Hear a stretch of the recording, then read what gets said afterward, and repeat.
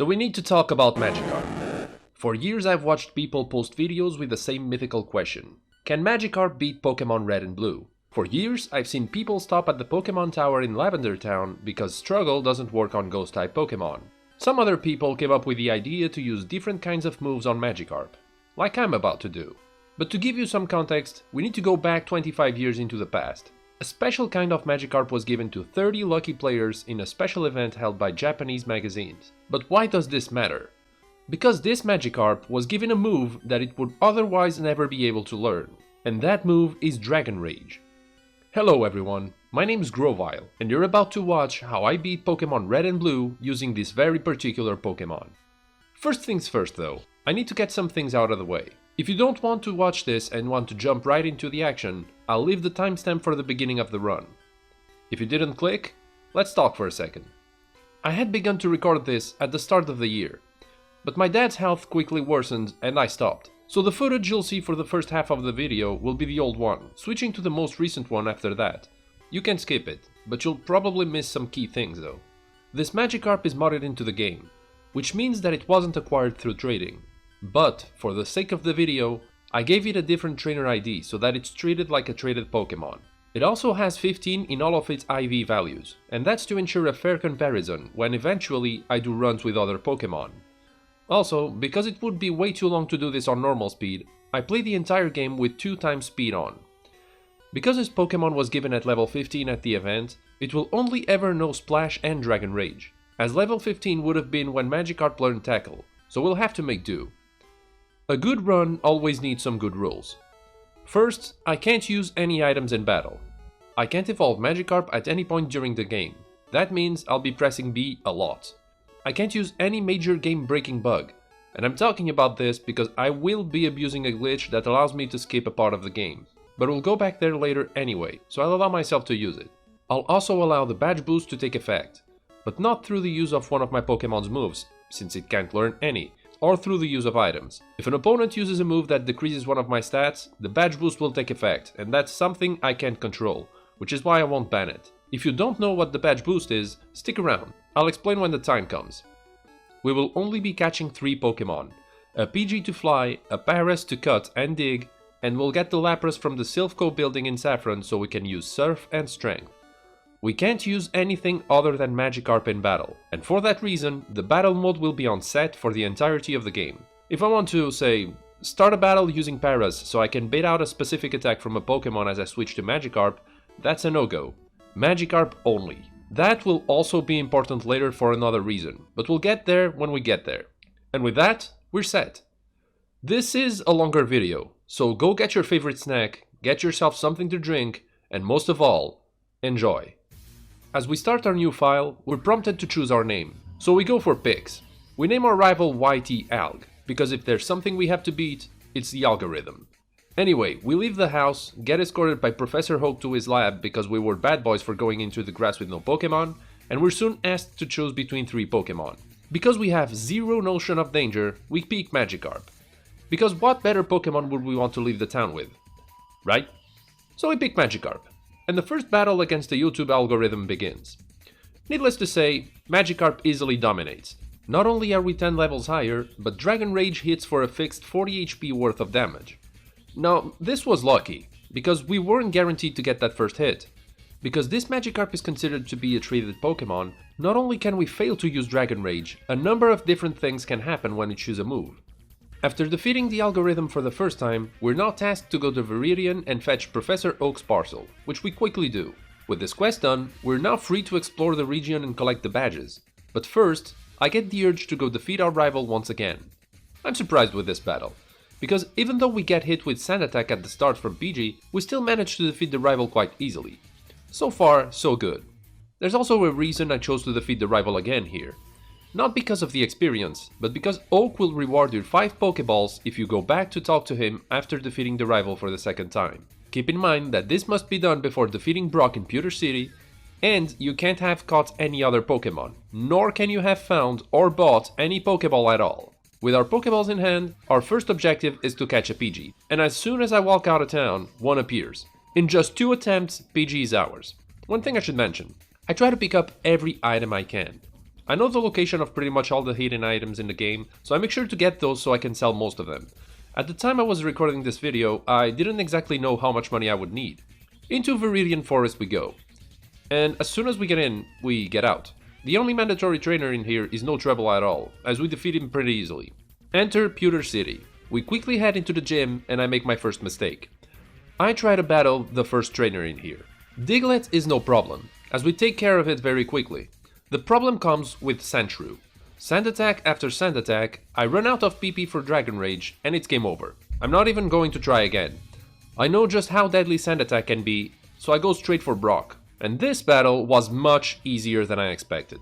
Not only do none of his Pokemon have over 40 HP, I used Dragon Rage on my first try against Geodude and on my second try against Onix.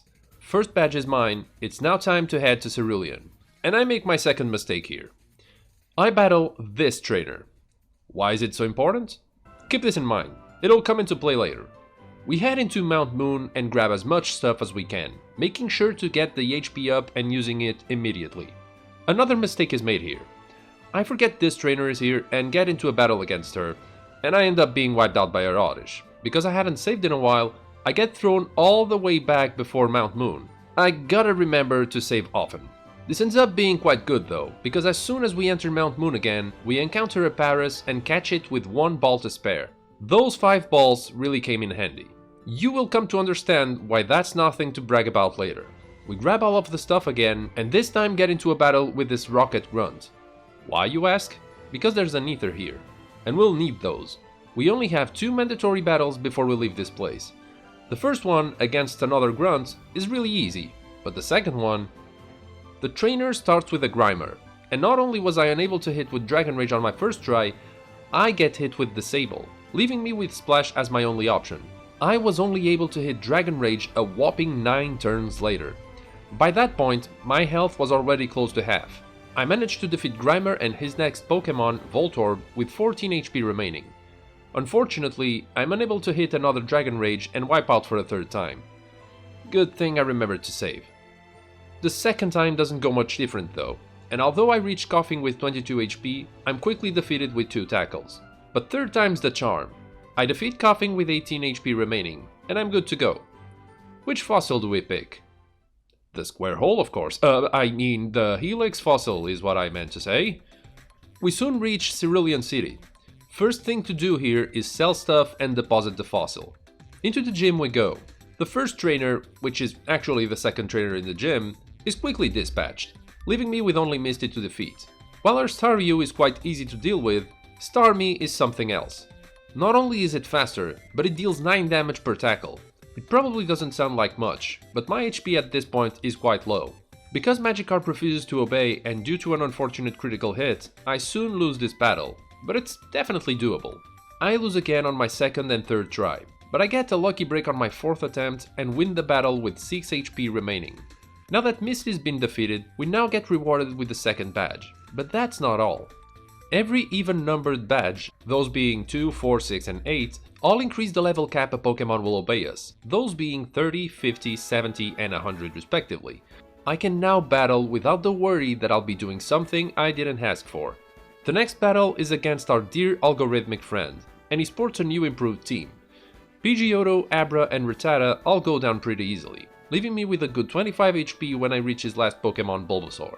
I hit it with Dragon Rage, and because Bulbasaur is stronger now, it has more than 40 HP and I can't defeat it in one hit. I was this close to winning this battle, but I get hit with a critical hit from Vine Whip and I lose. That's okay though, because on our second try, we get to Bulbasaur with 33 HP and it chooses to go for Tackle this time, so we win with 29 HP to spare. With this battle done, we quickly get through the Nugget Bridge and battle a questionable amount of trainers. Don't question it, it's all part of the plan. Maybe. Except I make another mistake. I get into a battle with not enough uses of Dragon Rage and I'm forced to reload the save and take this L. I reload and not even 5 minutes later I do the exact same thing on another trainer. I don't seem to be learning anything. Third time's the charm. I go back to the Poké Center after every battle and soon enough I reach Bill's house and get the SS ticket. By that point Magikarp is level 26. This will be important for later.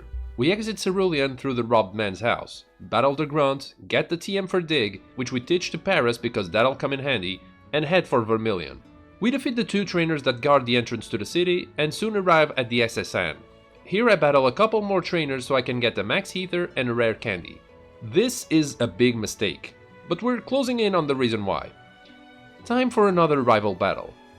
This battle isn't much different from the one north of Cerulean, except the algorithm is now evolving its Pokemon, and we have to face Pidgeotto, Raticate, Kadabra, and Ivysaur. Much like last time, we get through the first 3 with no issues whatsoever, but as soon as Ivysaur is sent, we hit with Dragon Rage, then get hit with a critical Vine Whip to the face. Second try doesn't go much differently, but by now you should know that third time's a charm. Ivysaur uses Leech Seed instead, and we're free to take the win here. We say goodbye to the rival, go get HM1 for cut, and teach it to Paris. I then head east of Vermilion to pick up an item and get into 2 more battles, which I obviously planned. Maybe. We exit Vermilion, head back to Cerulean, pick up the bike with the bike voucher that I totally forgot to mention I got, then go east from the city.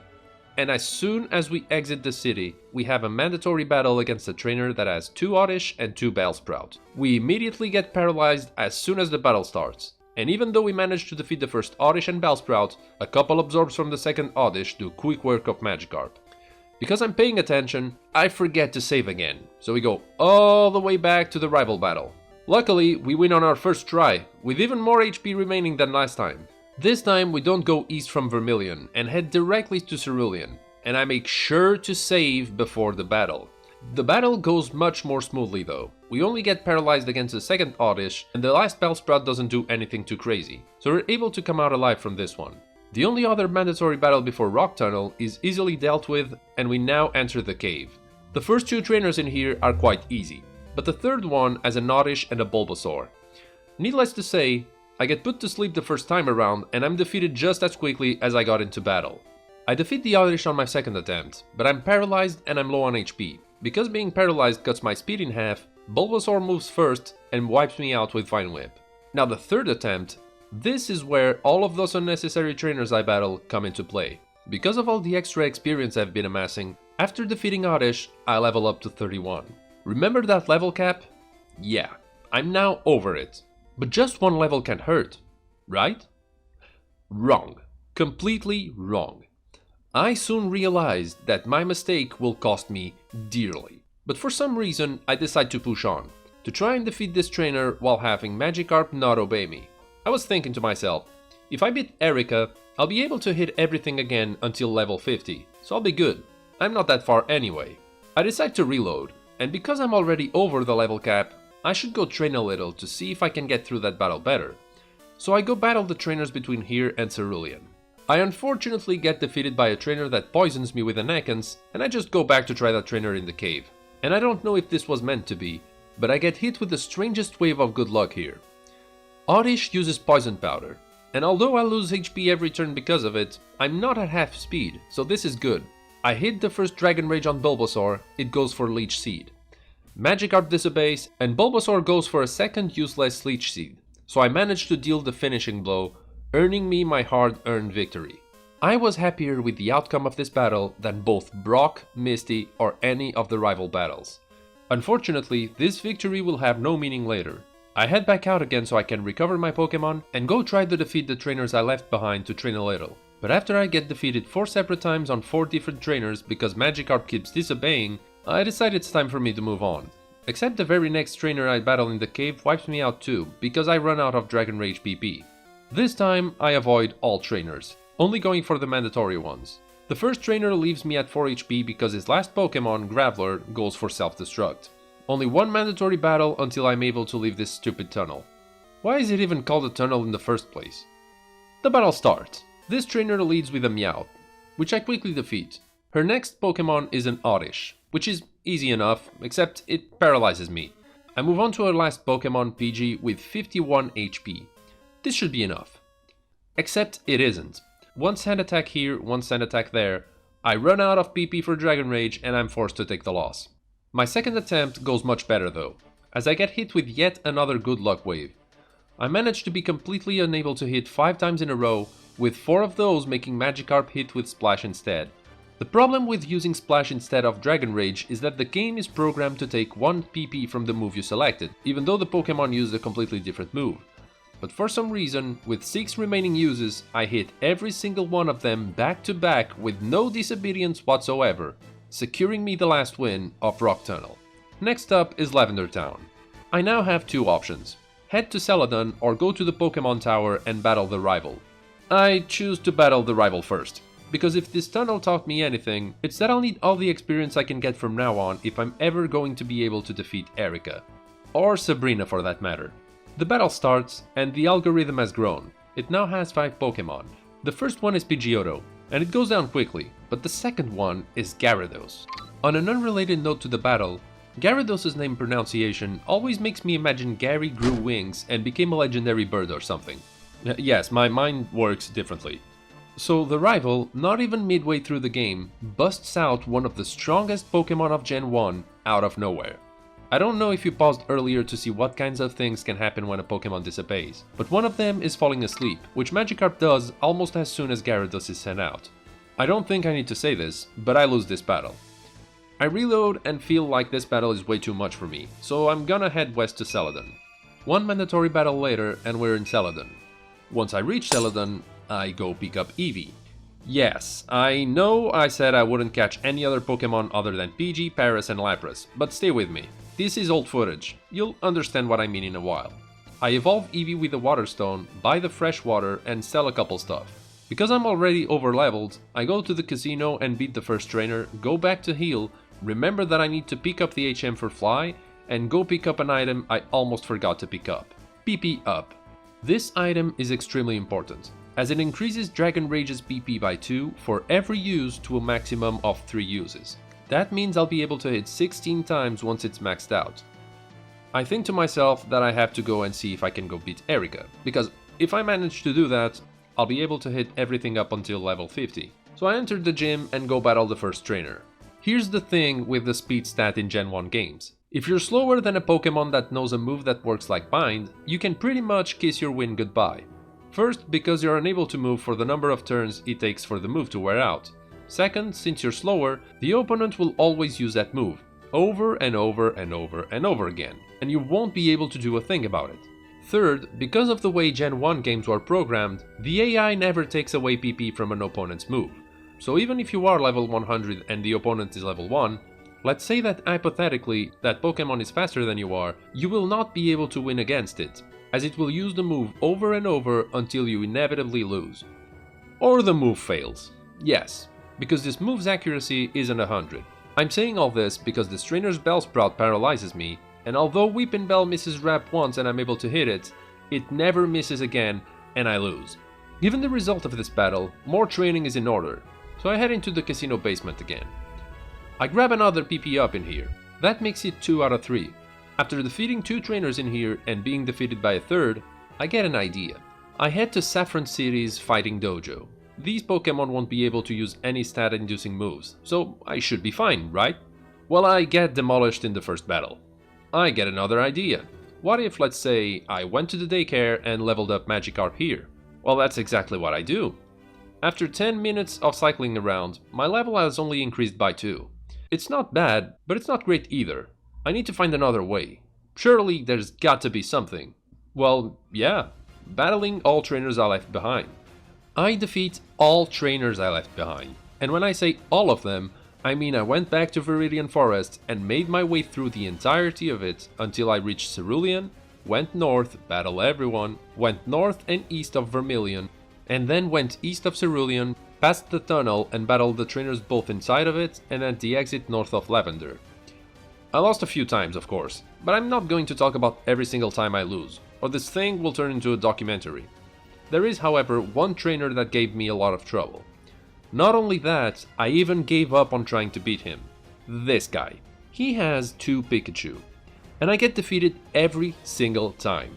And most of the attempts ended with me being paralyzed. So I had an idea. You normally can't be afflicted with a status effect if another one is in place, with one exception I'll get to in a minute. So I head east of Vermilion, find an Ekans, get myself poisoned, run from the battle, heal with an item, then head back to that battle. Except there's just no way. I get electrocuted every single time and there doesn't seem to be a way for me to win this battle yet. I do, however, try Surge Out. I won't get into too much detail, but I lost a few times. And then, this happened. I entered the battle while poisoned, thinking that I would bypass all paralysis. However, the second turn, Magikarp decides it wants to go to sleep. And this is where that exception comes into play. There is one way to inflict a second status ailment when another one is in place, and that is by disobeying and going to sleep. Sure, you could always cure it by using Rest or Haze, but Rest also heals while making the Pokémon fall asleep, and Haze removes the status ailment completely. So Magikarp falls asleep, but thankfully wakes up on the next turn. Voltorb is defeated and Magikarp somehow still has 85 HP left. Pikachu is sent next and is defeated quite easily too, leaving Magikarp with 73 HP. Surge's last Pokémon is Raichu. I hit the first Dragon Rage, and by some sort of miracle, Raichu doesn't defeat me with Thunderbolt. Magikarp doesn't disobey me, and I'm able to claim my third badge. I head back west of Lavender and make my way through the trainers I hadn't battled before, reaching Celadon at level 46 and with 79 blackouts on the counter. I decide now's as good a time as ever to try going back to Erika's gym. However, the first trainers is just as hard to defeat as before. After getting paralyzed, I'm still unable to outspeed her Whippinbell, so I lose. I try again and get poisoned against Bellsprout. That's good, right? Now I can get paralyzed. Well, no. I manage to not hit Bellsprout a single time, and I lose again. After a couple attempts, I try the second trainer. I lose. I try the Eastmost trainer. I lose. Even a Bellsprout is too fast for me once I'm paralyzed, so I'm left with no choice but to give up this one. I decide to avoid all trainers and go straight for Erika. Except, there's one mandatory battle before her. This battle is easy though. I'm able to quickly defeat her Execute and move on. This, my friends, is where things take a turn for the worst. Erika leads with a Victreebel. This Pokémon knows Poison Powder, Sleep Powder, Vine Whip, and Razor Leaf. There are 3 things I'll talk about in this battle. The first one being the speed stat. In Gen 1 games, the critical rate of moves is tied to how fast a Pokémon is, so a fast Pokémon will deal critical hits more easily.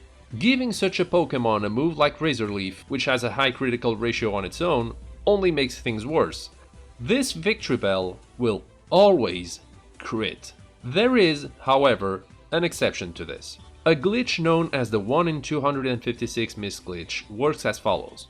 An accuracy check is done every time a move is selected. A number between 0 and 255 is then randomly generated.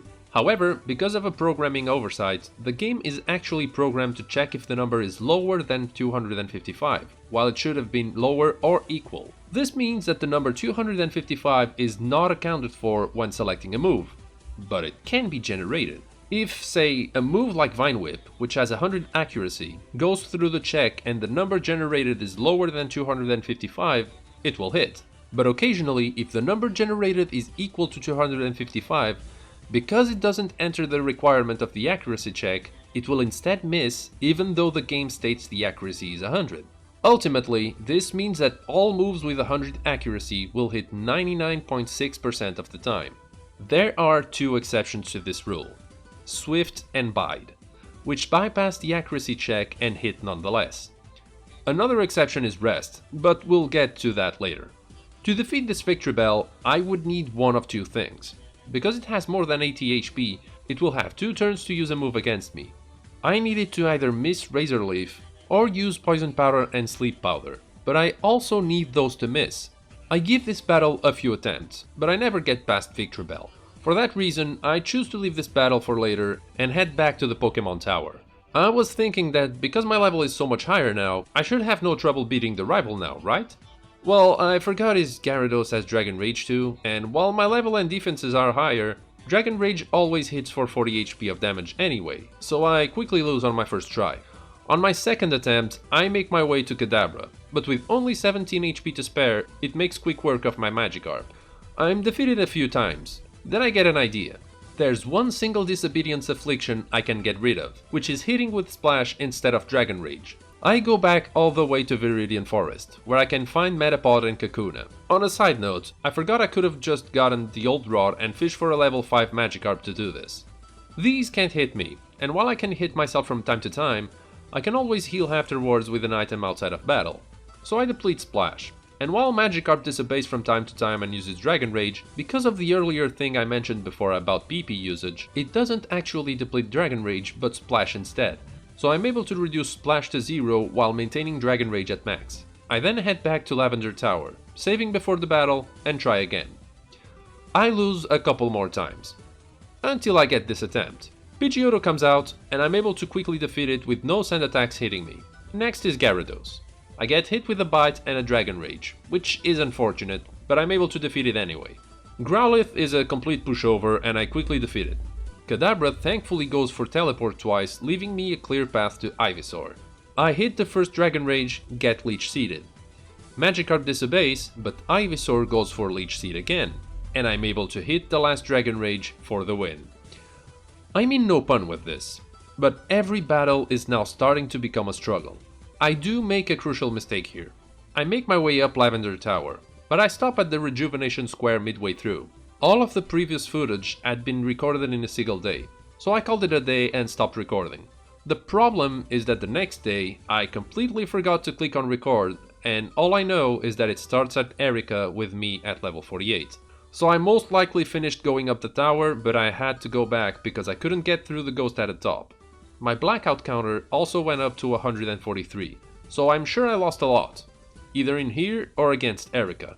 Still, I carry on. Because of my higher level, I'm now able to withstand a single Razor Leaf, while still critical and be left with around 5 HP. But that's far from enough. I try this a few more times, but never get past Victory Bell. I give up, try to go for the first trainer once again, and this is how stupid these battles can get. Although I'm able to rid myself of paralysis thanks to Magikarp falling asleep, I'm still completely unable to defeat this Pokémon. I'm getting tired of trying all these battles and losing every single one of them. But an idea comes to mind. I still have places to go, this isn't the end. I head south of Lavender to battle all available trainers, and while I lose a few times, I manage to defeat them all. But because I don't have the flute, there is only one place I can progress through the story. Back into the casino's basement in Celadon, I make my way through all the trainers, losing here and there, but getting ever so slowly closer to the end. These two guards block my way to Giovanni, and although I'm sure I could have won both of these, I notice I'm already level 50. So even if I defeat Erika, it's not going to help me at all, since Magikarp will still disobey. If I want to get Magikarp's loyalty back, I need to defeat Sabrina now. Because I defeated pretty much all trainers I could battle at this point, I decide to go back to the daycare. And after more than 20 minutes of cycling around again, I only went up by 2 levels. This isn't helping. I have to try those guards again. I have to get the Silph Co so I can finally get the Pokéflute. There's no point in saying that I lose a few times against these two. But by this point, Magikarp doesn't care, so it's all left up to chance if I'm able to defeat a trainer or not. But I do manage to defeat both and face Giovanni. And sometimes, Magikarp amazes me, as I'm able to defeat Giovanni on my very first attempt. Onix only deals 8 points of damage to me, Rhyhorn does another 14 points of damage, and now only Kangaskhan is left and I still have 97 HP left.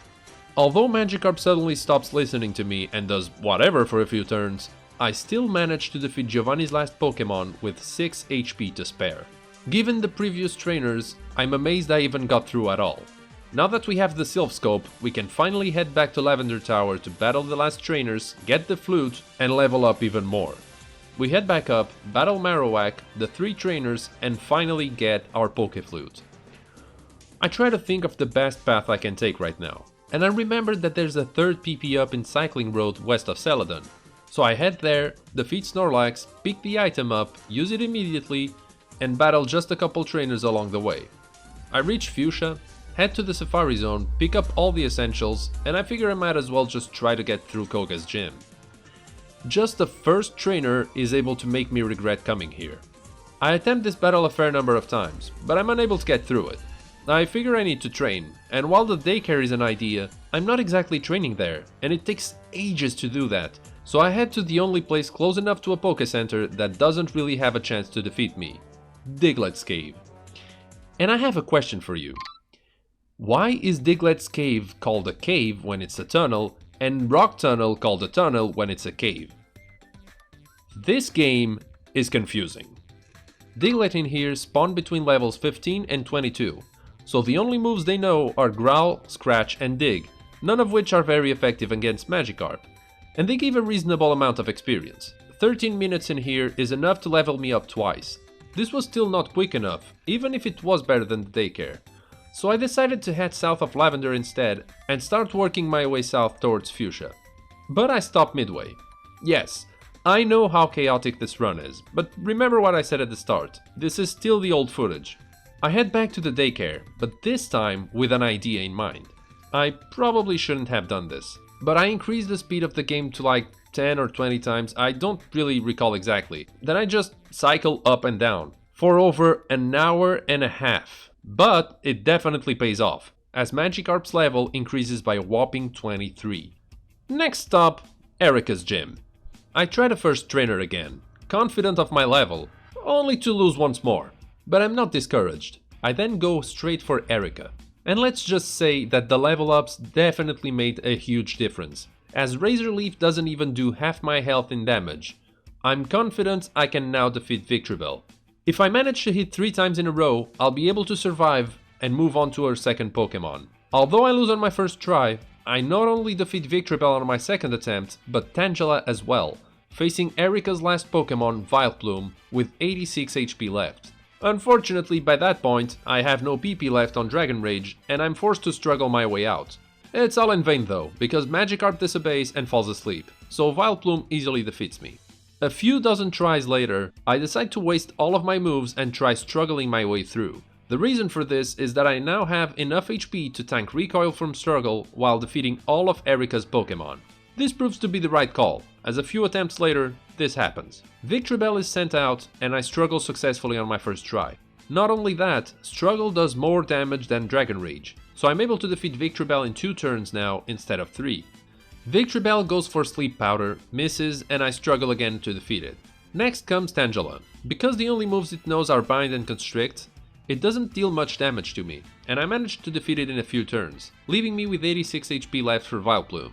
First turn, struggle crits, leaving Vileplume on red health and Magikarp with just 51 HP. Vileplume goes for Mega Drain, and I stop breathing for a second. Thankfully, it doesn't do enough damage and doesn't recover all that much either. I try to struggle again, but Magikarp fails to understand how much danger it's in right now. Again, I get lucky and Vileplume goes for Sleep Powder and misses. So I go for a last struggle and I'm able to defeat her, leaving Magikarp with just 7 HP. But that doesn't matter. I won. Now is about as good a time as any to talk about something important. Obedience and the weight levels have on it. So far, you've seen me battle my way through most of the game having Magikarp disobey me, but not every outcome has the same odd of happening. There are 4 main outcomes you should remember, those being obeying/disobeying, using another move, falling asleep, or hitting yourself. For the first outcome, the message displayed isn't what matters. Depending on the level cap you're on and your current level, your Pokemon can either do what it tells it to or decide not to. However, the fact it turns its back, loafs around, and other kinds of messages are all tied to disobedience, so they're all a product of a single outcome. The only thing that changes is the text that's echoed to the player. Now, whenever you choose a move in battle and your Pokemon is over the level cap, 4 random numbers are generated from 0 to X, with X being equal to the Pokemon's current level plus the level cap minus 1. The 4 random numbers then each go through a check, with each outcome having priority over the next. First, the game generates a number, and after calculating if the number is higher or equal to the current level cap, decides if the number generated will make the Pokemon obey or disobey. If the Pokemon obeys, that's fine. Head for turn 2, but if it disobeys, it then generates a second number, and the game will calculate if that number is now lower than the current level cap. If that's the case, the Pokemon will use another move. If it's higher, a third number gets generated. If that one is lower than my Pokemon's level minus the current level cap, it will fall asleep. Lastly, if that number ends up being higher, a fourth number is generated. This time the game checks if the number is lower than the sum of the Pokemon's level minus the current level cap multiplied by 2. Being lower, the Pokemon will hit itself. Should those 4 requirements fail to be met, a safe measure was put in place where the Pokemon simply won't attack or do anything. I wrote this back when I was doing this run to explain how this formula works. This explains how likely I am to get the 4 outcomes before defeating Erika, after Erika, and in the eventuality that I would go for Sabrina before Erika. If you want to check it out better, I invite you to pause for a second so you can better understand what's going on. Also, I'll leave a link in the description that sends you to a Bulbapedia page where you can get more info on this. Now back to the run. Leaving the Celadon gym, I get the urge to try the Fuchsia gym once more. But since I lose again, I'm just tempted to try and go through the Silph Co building. Because I'm so high leveled, I don't even worry about defeating anyone. If anything, getting stronger will only make me more prone to disobey or do other stuff. So I'll just go for mandatory battles now. After losing a couple times, I defeat the only 2 mandatory battles to get to the rival battle. Some of you will say that there's only 1 mandatory battle, and you're right. I was just oblivious of that, both in the old and newer footage. I'll always battle this dude during this video because I didn't know back then. Time for us to battle the algorithm once again. It now has a team consisting of Pidgeot, Alakazam, Gyarados, Growlithe and Venusaur, so pretty much all of them are fully evolved, and I only have a disobedient Magikarp. This is where I quickly realized that I'm not going to be able to win this as quickly as the other battles. First off, Pidgeot knows Sand Attack, so even one can be destructive. Growlithe is by far the easiest of them all, as it will most often go for either Roar or Leer. Next, Gyarados knows Dragon Rage, and we all know what that does. Alakazam has a high speed stat, so using damaging moves can crit quite often, and another attempt goes down the drain.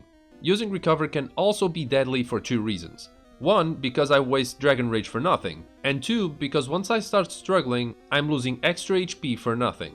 So I need Alakazam to just use Disable and Miss. And then there's Venusaur, by far the worst of them. Why? Not only is it the last Pokemon, but everything hangs in the balance at the end of this battle. Whenever I get to Venusaur, Magikarp has already been through most of Dragon Rage and its HP is already low, so one move is all it takes to defeat me. I would need Venusaur to use Leech Seed twice for me to win. After a few tries, I finally reach Venusaur for the first time. I still have 2 PP for Dragon Rage, but I only have 14 HP left. I can tell by the amount of damage Dragon Rage does that Venusaur has around 120 HP, so even if I hit Dragon Rage twice and Venusaur somehow doesn't hit me, I can't possibly defeat it with Struggle and Live, as Struggle deals half the damage I deal in recoil. One quick note on Struggle. This is considered a move, and as such has an accuracy of 100 in both Gen 1 and 2, which means, you guessed it, that the accuracy check also comes into play. So there's always a 1 in 256 chance that I'll completely miss using Struggle. In this instance, I use Dragon Rage. Venusaur goes for Leech Seed, which fails to connect. However, Magikarp disobeys on the next turn, and I get wiped out by a Vine Whip. Over 100 attempts later, I've yet to get to Venusaur again, but I know it's possible though. I do something that changes how quickly I can get through this. It's a little questionable to use these, but I use a save state right before talking to the rival. This cuts in half the time I have to wait until I get into the battle, as I bypass all the intro and the main menu of the game. I also crank up the game speed. All I'm looking for right now is getting to Venusaur and defeating it. On attempt 538, I finally managed to go back to the rival's last Pokemon, and with a decent amount of HP left too. I go for Dragon Rage, but fail miserably, and I get hit with a critical Razor Leaf. I managed to get here with 97 HP. If I somehow managed to hit Dragon Rage and Venusaur had missed its attack, I could have won this battle. So it's doable. Well, it would be, if I didn't lose half an hour of footage. To be completely honest with you, I have no idea what happened, but what I can tell you is that I recall breaking the rules. Yes, unfortunately I had to use items in this battle to get through. But don't click away just yet. I saw you moving that cursor. And you moved your finger to tap on another video. Just stick around, I'll explain a bit further in. This wasn't over. I still wanted to come back later to prove it was possible without items. The next footage I have is about half an hour later, and I'm wasting Splash so I can go battle Giovanni. So not only did I beat the rival, I also beat the Grunt after that. Anyway, we have to continue. We now face Giovanni. His team consists of a Nidorino, a Kangaskhan, a Rhyhorn, and a Nidoqueen. Although I lose a few times, this battle isn't super difficult, and I managed to defeat him quite quickly. I'm able to dispose of Nidorino while only losing 8 HP. Kangaskhan comes next, and even though it uses Comet Punch and crits, it doesn't deal too much damage overall, and I managed to defeat it. Next up we've got Rhyhorn. This one likes to go for Stomp and Tail Whip a lot, so even though I waste a couple turns, I still defeat it while only sustaining 20 points of damage. Last is Nidoqueen, and we're looking pretty good on HP. Thankfully Magikarp somehow obeys almost all commands, and Nidoqueen doesn't use its most powerful moves, opting for Scratch and Poison Sting instead, both of which don't deal much damage. And just like that, Giovanni's done, another battle in the bag. But with this battle done, we can now finally battle Sabrina. In her gym, there are no mandatory battles, so we head straight for her. Remember, leveling up is bad for our odds. We want to keep as close to the level cap as possible, and beating Sabrina will increase our odds of Magikarp obeying. Sabrina has 4 Pokemon, a Kadabra, a Mr. Mime, a Venomoth, and an Alakazam. Kadabra completely wipes me off the map on my first attempt. The same holds true for my second and third attempt. On try number 4 though, I actually managed to make it all the way to Alakazam, but I only have 1 HP left. But even though that's true, Alakazam uses Recover on the first turn, then Psywave and misses, then Recover again, Magikarp finally realizes it's still alive and goes for Dragon Rage, and Alakazam then goes for Reflect 3 times in a row before knocking me out. If Magikarp hadn't been paralyzed and would have obeyed, I would have been able to win with 1 HP remaining. I reach Alakazam again a few attempts later, only to be decimated as soon as it's sent into battle. Just a side note, there's a gimmick I take advantage of in this battle. Kadabra can use the move Disable. As its name indicates, it disables one of my moves so I can't use it. The problem is that if I deplete Splash and Kadabra goes for Disable, it will disable Dragon Rage instead, so I'll be forced to use Struggle, which is not what we want. So for that reason, I keep PP on Splash. And even though that means I can use it instead of Dragon Rage and waste PP on it, it also means that if Kadabra goes for Disable, I won't have to use Struggle anymore. Plus, by my calculations, I can defeat Sabrina without having to struggle, just with Dragon Rage. If it doesn't use Splash instead. I give this battle over 500 attempts until I give up. I barely even get to Alakazam in any of those attempts, so I decide to break the rules and use items. It's the second time, I know, but take my word for it, it'll be worth the wait. With Sabrina's badge in my possession, the level cap increases to 70, so I have a little bit more of a chance to use Dragon Rage every turn. Next up, we need to defeat Koga so we can gain access to the Cinnabar Island. Because of our newly acquired badge and our level, it isn't too difficult to make our way to Koga, even though we lose a good amount of times. Koga starts with a Coughing, but has a Muck, a second Coughing, and then his ace, Whizzing. A couple things can go wrong here.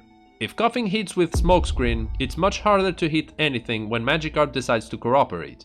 If Muck goes for Minimize, it's harder to hit it, which makes me waste Dragon Rage for nothing. It can also use Disable, and you know what that means. If any of them poison me, it's damage I take every turn. Even worse if it's Wheezing that poisons me with Toxic, as the damage increases every turn. Lastly, Whizzing can self-destruct. It's another one of those moves that has 100 accuracy, so it can, on rare occasions, miss, but if it hits, I'm pretty much done for, as I'm sure to reach Whizzing with low HP as it is. Anyway, I make it all the way to Whizzing on my very first attempt, but I'm poisoned and I only have 48 HP left, and although I hit once with Dragon Rage, I get wiped out right after. But this battle is definitely doable. Let's try again. This is what I mean when I was talking about self-destruct. Even though this makes me win because I have other Pokemon, well, I have other Pokemon, so it invalidates my victory. I'm only allowed to use Magikarp. No other Pokemon can participate, directly or indirectly. The fact Whizzing destroys itself is irrelevant. What matters is that Magikarp fainted. This doesn't only happen in this attempt either, but I keep on trying. I get really close to victory just a few attempts later. I'm convinced I can make it. You know, some things do happen for a reason, and I can't make this up. But in attempt number 1330, I gave up from trying. I went and used a max potion so I could heal myself and defeat Whizzing once and for all. But I noticed something. Self-destruct actually doesn't do that much damage to me. A new fire started inside me. I had to try harder. I had to see this through. If I could just reach Whizzing with enough HP, I'd be able to win. Well, it turns out I didn't have to wait that long, as in the very next attempt, I swear I cannot make this up, His first coughing goes for Smog and then Sludge twice. Doesn't poison me, misses Smokescreen and faints, leaving me with 148 HP. Muck is next, and Koga uses an X attack on the first turn, letting me attack again for free. It then uses Disable and leaves me unable to use Dragon Rage. But that's okay though, because Magikarp is also on fire and struggles for a critical hit, and another Muck bites the dust. The second coughing is sent.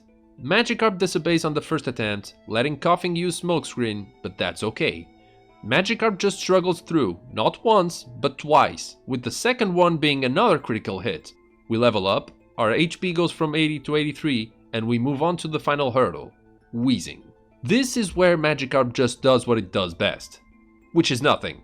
So I get hit with Sludge on the first turn, reducing my HP down to 65. And now this here is crucial. Magikarp does nothing once again, and Wheezing goes for self-destruct. This lowers me down to 13 HP, barely able to squeeze through this battle.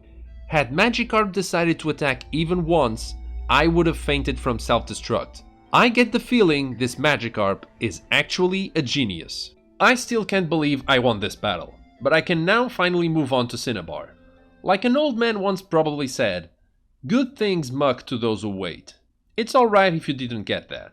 I exit the gym and fly to Pallet Town, because it's the quickest path to Cinnabar. Once there, we go to the mansion, press a few buttons, because come on, who wouldn't, right? We grab the secret key and then we waste away Splash in preparation for our next battle. We obviously don't care about the trainers inside of the gym. The less we level up, the better, so we go straight for Blaine. There's not much to talk about this battle, to be honest. Blaine's Pokemon are all fire types, so their fire type moves aren't effective. They do have other moves they can use, of course, but none of which can damage me all that much. The only thing that's really annoying is that Blaine loves to use Super Potion, which just nullifies Dragon Rage's damage plus some more. But still, even with that, I still win after just a couple tries. And with that, we now own 7 of the 8 badges we need to go to the Pokemon League. Surely we'll be able to go through. Right? Here's Giovanni's team. He has a Rhyhorn, a Dugtrio, a Nidoqueen, a Nidoking, and finally, a Rhydon. Where to begin? So much can go wrong in this battle. Rhyhorn can be a huge pain in the ass and just stomp over and over, lowering my HP more than it needs to. Dugtrio can use Sand Attack and Dig, both of which are devastating in their own way. Nidoqueen can both paralyze and poison Magikarp. I leave up to you to decide which you think is worse. Nidoking can poison, but it can also use Thrash, which hurts a lot. Finally, there's Rhydon. Rhydon has Fissure and Horn Drill, both of which would be able to defeat me in a single hit. Except in Gen 1, those moves fail systematically if the user's speed is lower than the target's. So because I'm level 81, Magikarp's speed stat is higher than Rhydon's, so those moves are actually great if it uses them. Its third move is Tail Whip, and finally, the worst of them all, Stomp. While the first 3 don't do anything, except for Tail Whip of course, the last one can actually damage me. On my first attempt, I make it all the way to Nidoking, and I'm able to calculate just how many Dragon Rage I need per Pokemon. I need 4 on Rhyhorn, 3 on Dugtrio, and then 4 on both Nidoqueen and Nidoking, meaning that I keep 1 use of Dragon Rage for Rhydon, and that's if all goes well. I only got to see Giovanni's last Pokemon for the first time 40 attempts in, and I had a good amount of HP too. Not only that, I still had that single Dragon Rage. Everything was going perfectly. And then I hit myself twice and faint. Great. After a good amount of attempts without even reaching Nidoking, I crank up the speed of the game and go wild. Attempt after attempt, trying to face off against Rhydon. 200 attempts in, I managed to reach it, but by that point, I'm at 17 HP and I only have 1 Dragon Rage. So I use it, fail to hit Rhydon multiple times, and get stomped to death. Almost 100 attempts later, I reach Rhydon again, this time with 40 HP. And I managed to lower it to half HP, but I faint from recoil. Unfortunately, on this attempt, I didn't have Dragon Rage anymore, or I could have done more damage. I also noticed that if I ever come back to this Pokemon with no Dragon Rage uses, I'll need close to 90 HP to defeat it due to recoil, given that it doesn't hit me even once. It's not until attempt number 1879 that I see some progress. You can now tell just how bad this is. I reach Rhydon and I still have 2 Dragon Rage? Well, it seems like Nidoking can actually make itself faint from confusion by using Thrash for 3 turns in a row. So not only was I lucky to reach Rhydon with 51 HP, I was even luckier to reach it with 2 Dragon Rage.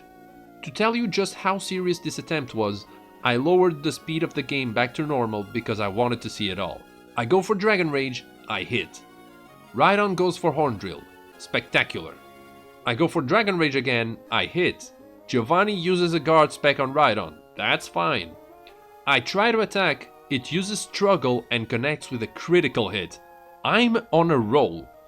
Rhydon goes for Tail Whip, perfect. I use Struggle again, another crit. Could that be it? Rhydon then uses Horn Drill, which could not be better. And it's at that point that Magikarp just said screw it and just stops doing anything. This leaves Rhydon the opportunity to stop me to oblivion. A tear formed as I saw Magikarp's HP drop to 0. Another attempt over, and it was such a good one too. Well, back to the grind. Or it would be. Although I did attempt this battle a few hundred times more, I stopped at roughly 2000 attempts. This was when my dad's health suddenly started declining, so I never tried this again. A few weeks ago, when I finally felt ready to come back into YouTube, I realized that I had left this behind. But thinking back on how this run went, I didn't just want to jump back into it and go head first against an almost unwinnable battle. Even though it was the last battle I needed to have Magikarp obey me, I then got to thinking, there had to be another way of doing this. I can't just struggle my way through the entire game. Can I? No, there's gotta be another way. That's when I started routing the game for a way to actually complete it. And this is where the new footage comes into play. I was now more determined than ever to see this through. Nothing was going to stop me until I succeeded. First off, Magikarp needs a name, so this time we go for Goat. Because what else would it be if it actually manages to beat the whole game? The rival this time around is named Eric, after one of my good friends down on Discord. Speaking of which, now would be an amazing time for me to say that I do run a Discord server. Small, yes, but with you, it can grow much more. Link is in the description if you want to check it out. On this part of the video, I'll only talk about important parts of the run, and parts I changed in order to accommodate for the route. The first battle goes as you would expect it to go, with Magikarp decimating Bulbasaur. This time we buy Pokeballs instead of battling the rival west of Vermilion. That's because I can't afford to get experience, like any at all. I'll only do mandatory battles up until a certain point, but we'll get to that soon. We catch PG, which we aptly name Fly! Then we storm through Viridian Forest, only battling the only mandatory trainer. Brock is just as easy as the last run, and he goes down in a flash. We then head east, and remember at the start of the video when I said it was a mistake to battle a certain trainer? Well, this time we battle the female trainer instead. That's because the overall experience reward is lower, which is exactly what we need. I told you you'd miss some context if you skipped, but hey, if you didn't skip and stayed the whole way, thanks a bunch for sticking around. We head into Mount Moon, catch a Paras, name it Cuddicut, then battle our way through all mandatory trainers. And this time around, I'm able to leave Mount Moon with 0 blackouts on the counter, which is pretty impressive. Once in Cerulean, we grab the rare candy, because Magikarp will like those soon, then we head into the gym. The first trainer is just as easy as always. But Misty? I defeated her with only 3 HP remaining. Talk about cutting it close. Battling the rival was easy, since Magikarp now obeys me up to level 30, and the Nugget Bridge was just as easy. After getting the ticket for the SSN, we head straight for Vermilion, only battling the necessary trainers along the way. Once there, there's a key item I need to pick up. The Old Rod. Trust me, it'll come in handy in more than just one place. We go into the SSN and only pick up the items that don't require any battles, and move on to the rival battle. This one also goes pretty well. Even though Pidgeotto hits with Sand Attack, it's otherwise a pretty flawless battle.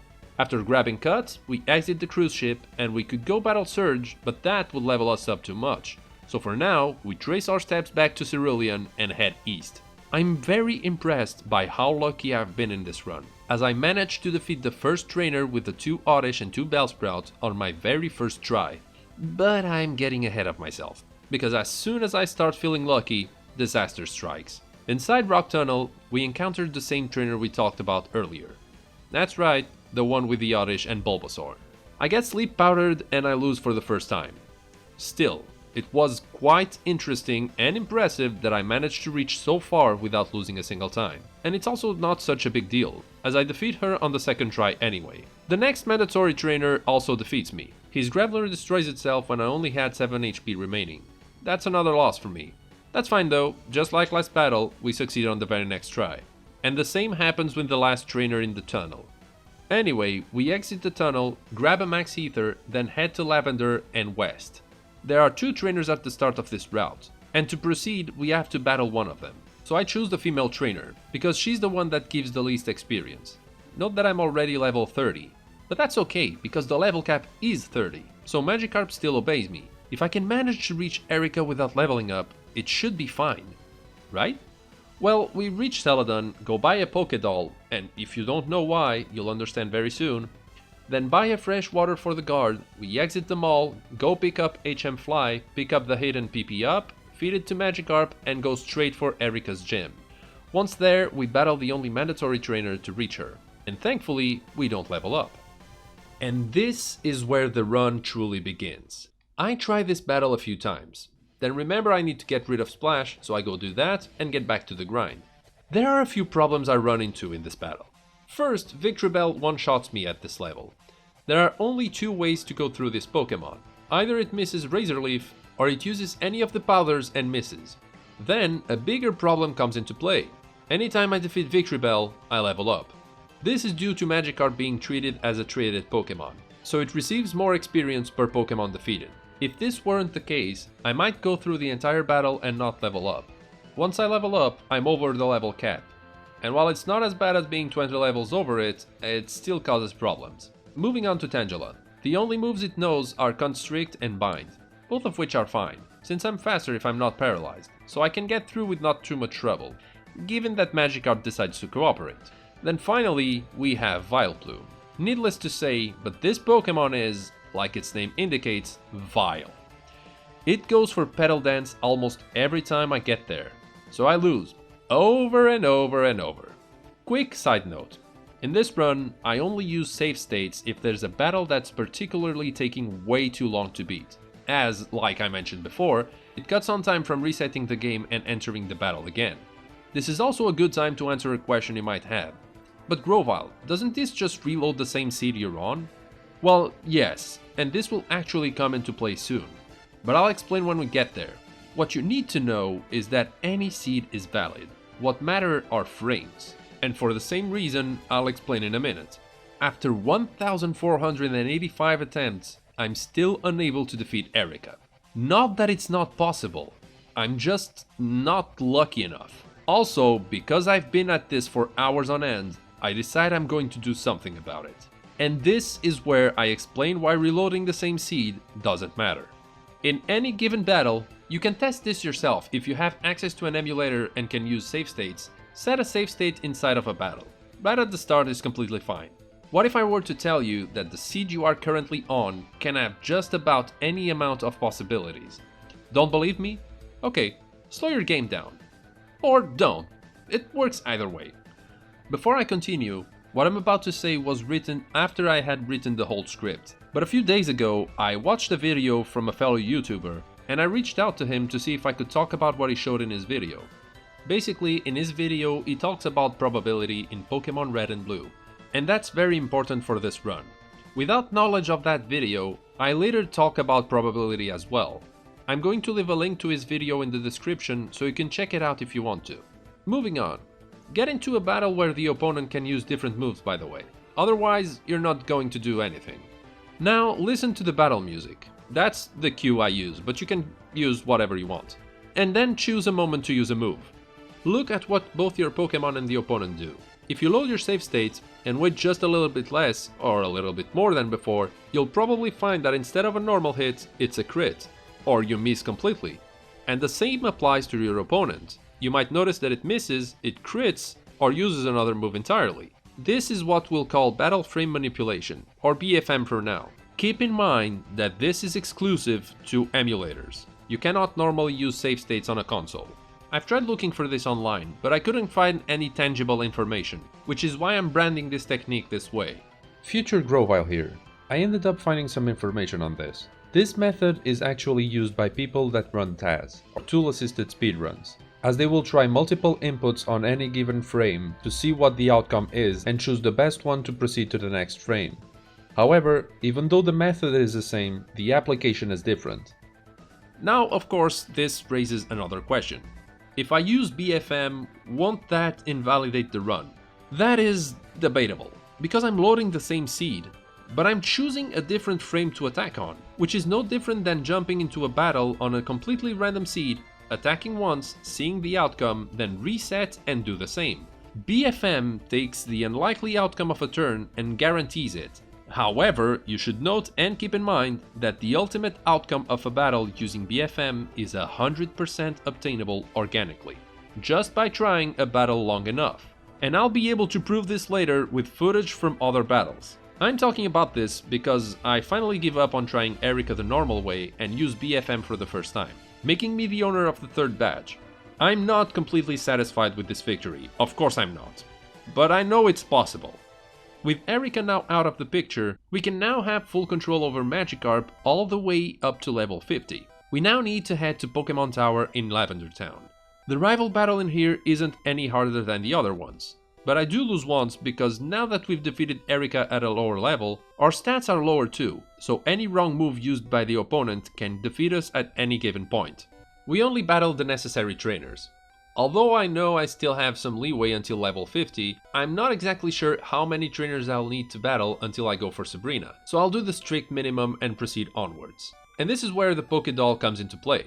Because of a programming oversight back in development, we can skip having to go fetch the Silph Co entirely and just use a Pokédoll against a ghost that would otherwise be a Marowak. Using this doll doesn't treat the battle as if you ran away. So the game puts us in a state where it thinks we got the Silph Co and actually battled Marowak, so it lets us continue. Note that this doesn't work in Pokemon Fire Red and Leaf Green. We get the Pokeflute and head for the Silph Co building in Saffron. Once there, we battle the same two trainers, and instead of going for the rival, I'm struck with a genius idea. I'm just 4 battles away from facing Sabrina, with those being the rival, the Grunt, Giovanni, and Sabrina herself. So I still have a lot of room to level up. But I don't level up in the most obvious way. I choose to go back to Route 1. Why, you ask? That's because of how EVs work in Gens 1 and 2. If you're more familiarized with the most recent generations, you're probably aware that EVs can only be trained to a maximum of 510 points, with a maximum for any given stat of 252 points. However, that wasn't always the case. In Gens 1 and 2, EVs would range from 0 to a maximum of 65,535 points, and not in a single stat either, but in all of them. There's no cap, no restriction, so every stat can reach the maximum at the same time. You're probably also aware that to EV train a Pokemon, every Pokemon defeated would reward a few points in a specific stat, but not in the first 2 generations. See here, Pokemon reward EVs equal to their base stats. So by that standard, defeating low-level Pokemon will prove more useful to me since I won't level up as much and I'll get a decent amount of EVs every time I defeat a Pokemon. In Route 1, only 2 Pokemon can spawn, Pidgey and Rattata. We are specifically looking for Pidgey, because comparing their base stats, hunting Pidgey would allow me to reach max EVs in all stats quicker than Rattata. After eradicating the local Pidgey population, I reach max EVs by level 44. Time to go Waste Splash so I can go battle my rival. This battle is hard, and I stop midway to go level up once just because I'm sure I won't level up 6 times in 4 battles, but that doesn't make a difference at all. It's only after 40 tries that I notice I only have 14 PP on Dragon Rage and that I need to go pick up the 3rd PP up right now. With that done, back to the grind. 100 attempts later, I figure I gave this battle a fair try, which in retrospective I didn't. So I go for BFM. Now, is this battle doable? Of course it is. Could I have tried some more? Absolutely. It would have taken a considerable amount of time to get it right, but it's 100% doable. That's the magic about this trick. I'm technically cheating, but at the same time I'm not. I'm choosing which frame to attack on to guarantee that the opponent will use a move I agree with. But that frame was always there to begin with. The difference is that I used save states. But the same result can be achieved without them, except that it would take a much longer time to do so. With Eric defeated, we grab Lapras, forget to name it, and then both the Grunt and Giovanni go down in a single attempt. What we need to focus on right now is Sabrina. Not only does this battle not take long to beat, it sort of proves that it's not because the battle is hard that it's not doable. I'm level 47, a lot lower than my last run, so anything can go wrong here. But here's how my 5th attempt went. I start with Dragon Rage, Kadabra uses Psybeam, which does over a third of my health worth of damage. I keep on going, and Kadabra uses Disable and misses, which allows me to defeat it. Next up is Mr. Mime. Thankfully, it only goes for Barrier, so another easy win. Venomoth comes up and uses Stun Spore twice, paralyzing me on the 2nd attempt. I'm pretty sure it's over by that point, but that's how crazy RNG can get. I defeat Venomoth, but not before it uses Leech Life on me, reducing my HP even further to 67. It's now time for Alakazam. A single Psychic would have probably been enough to defeat me. However, it chooses to go for Reflect, then Recover, Psywave, which doesn't deal much damage, Recover once more, Psywave again, leaving me at just 9 HP, and a last Dragon Rage is able to defeat Alakazam. This is how RNG is. It either lets you win, or it doesn't. There's nothing you can really do about it.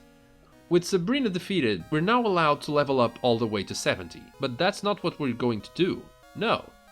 We're headed straight for Vermilion's gym to get another badge. This battle is incredibly easy, as we defeat the leader in a single attempt. On our way to Fuchsia through the cycling road, we get into an unplanned encounter, which levels us up, but that's alright. When we get to the city, we go grab Silph, an old balding guy's gold teeth, and get the ability to move rocks. I defeat all mandatory trainers inside Koga's gym and go straight for the man himself. Surprisingly enough, I'm only defeated once. On my 2nd attempt, Koga's first coughing only deals 6 damage to me. Muck uses Minimize twice, and although I missed once, I quickly defeated 2. The 2nd coughing uses Smokescreen on the first turn, but it seems to backfire, as it's the only one to miss on the next turn. Last up is already wheezing. It goes for Sludge on the first turn, then self-destruct, leaving me with 36 HP. I'm alive, that's all that matters. With the ability to surf, we do all the stuff that needs doing in Cinnabar and go for Blaine, completely avoiding all battles. I'm gonna be honest, I wasn't expecting to win on my first attempt, but it happened. Blaine's first Pokemon Growlithe only deals 19 points of damage.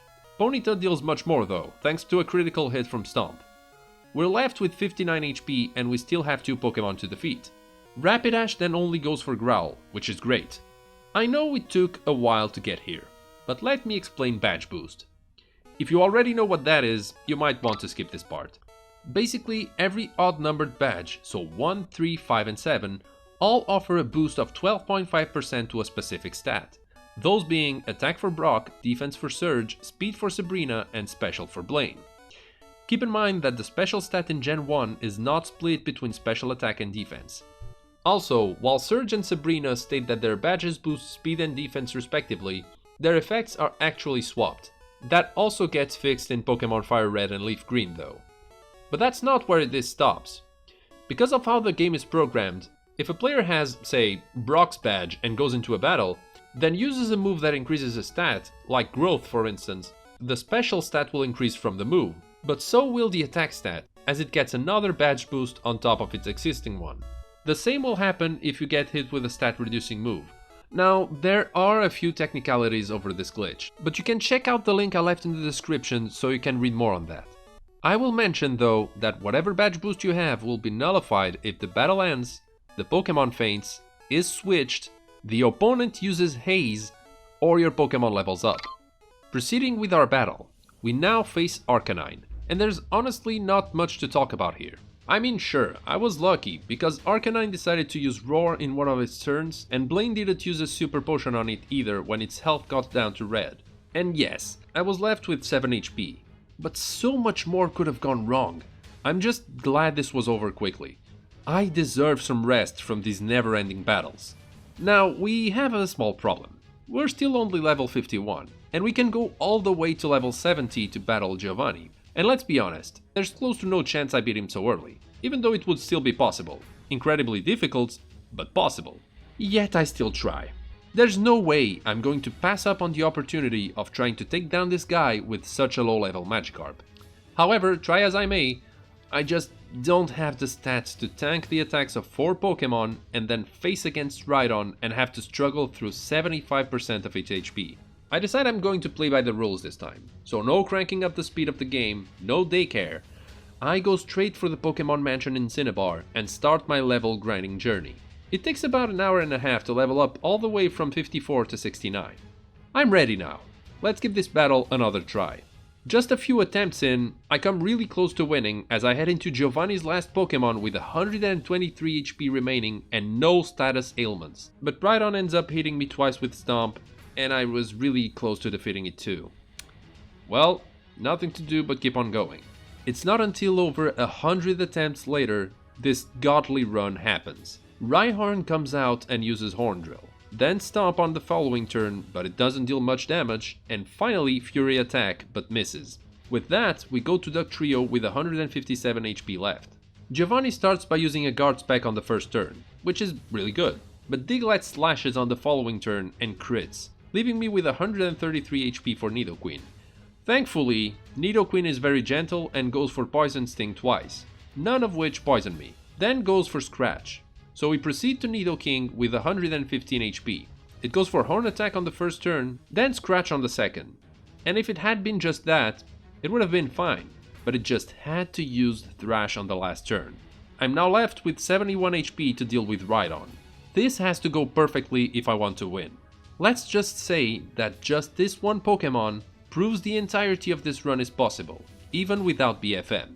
Giovanni starts by using a Guard Spec on it, giving me a free turn, and then for some reason just goes on to lower my defense, which thankfully increases my attack too thanks to the badge boost glitch, so as turns go I'm dealing more and more damage. However, one Stomp would destroy me.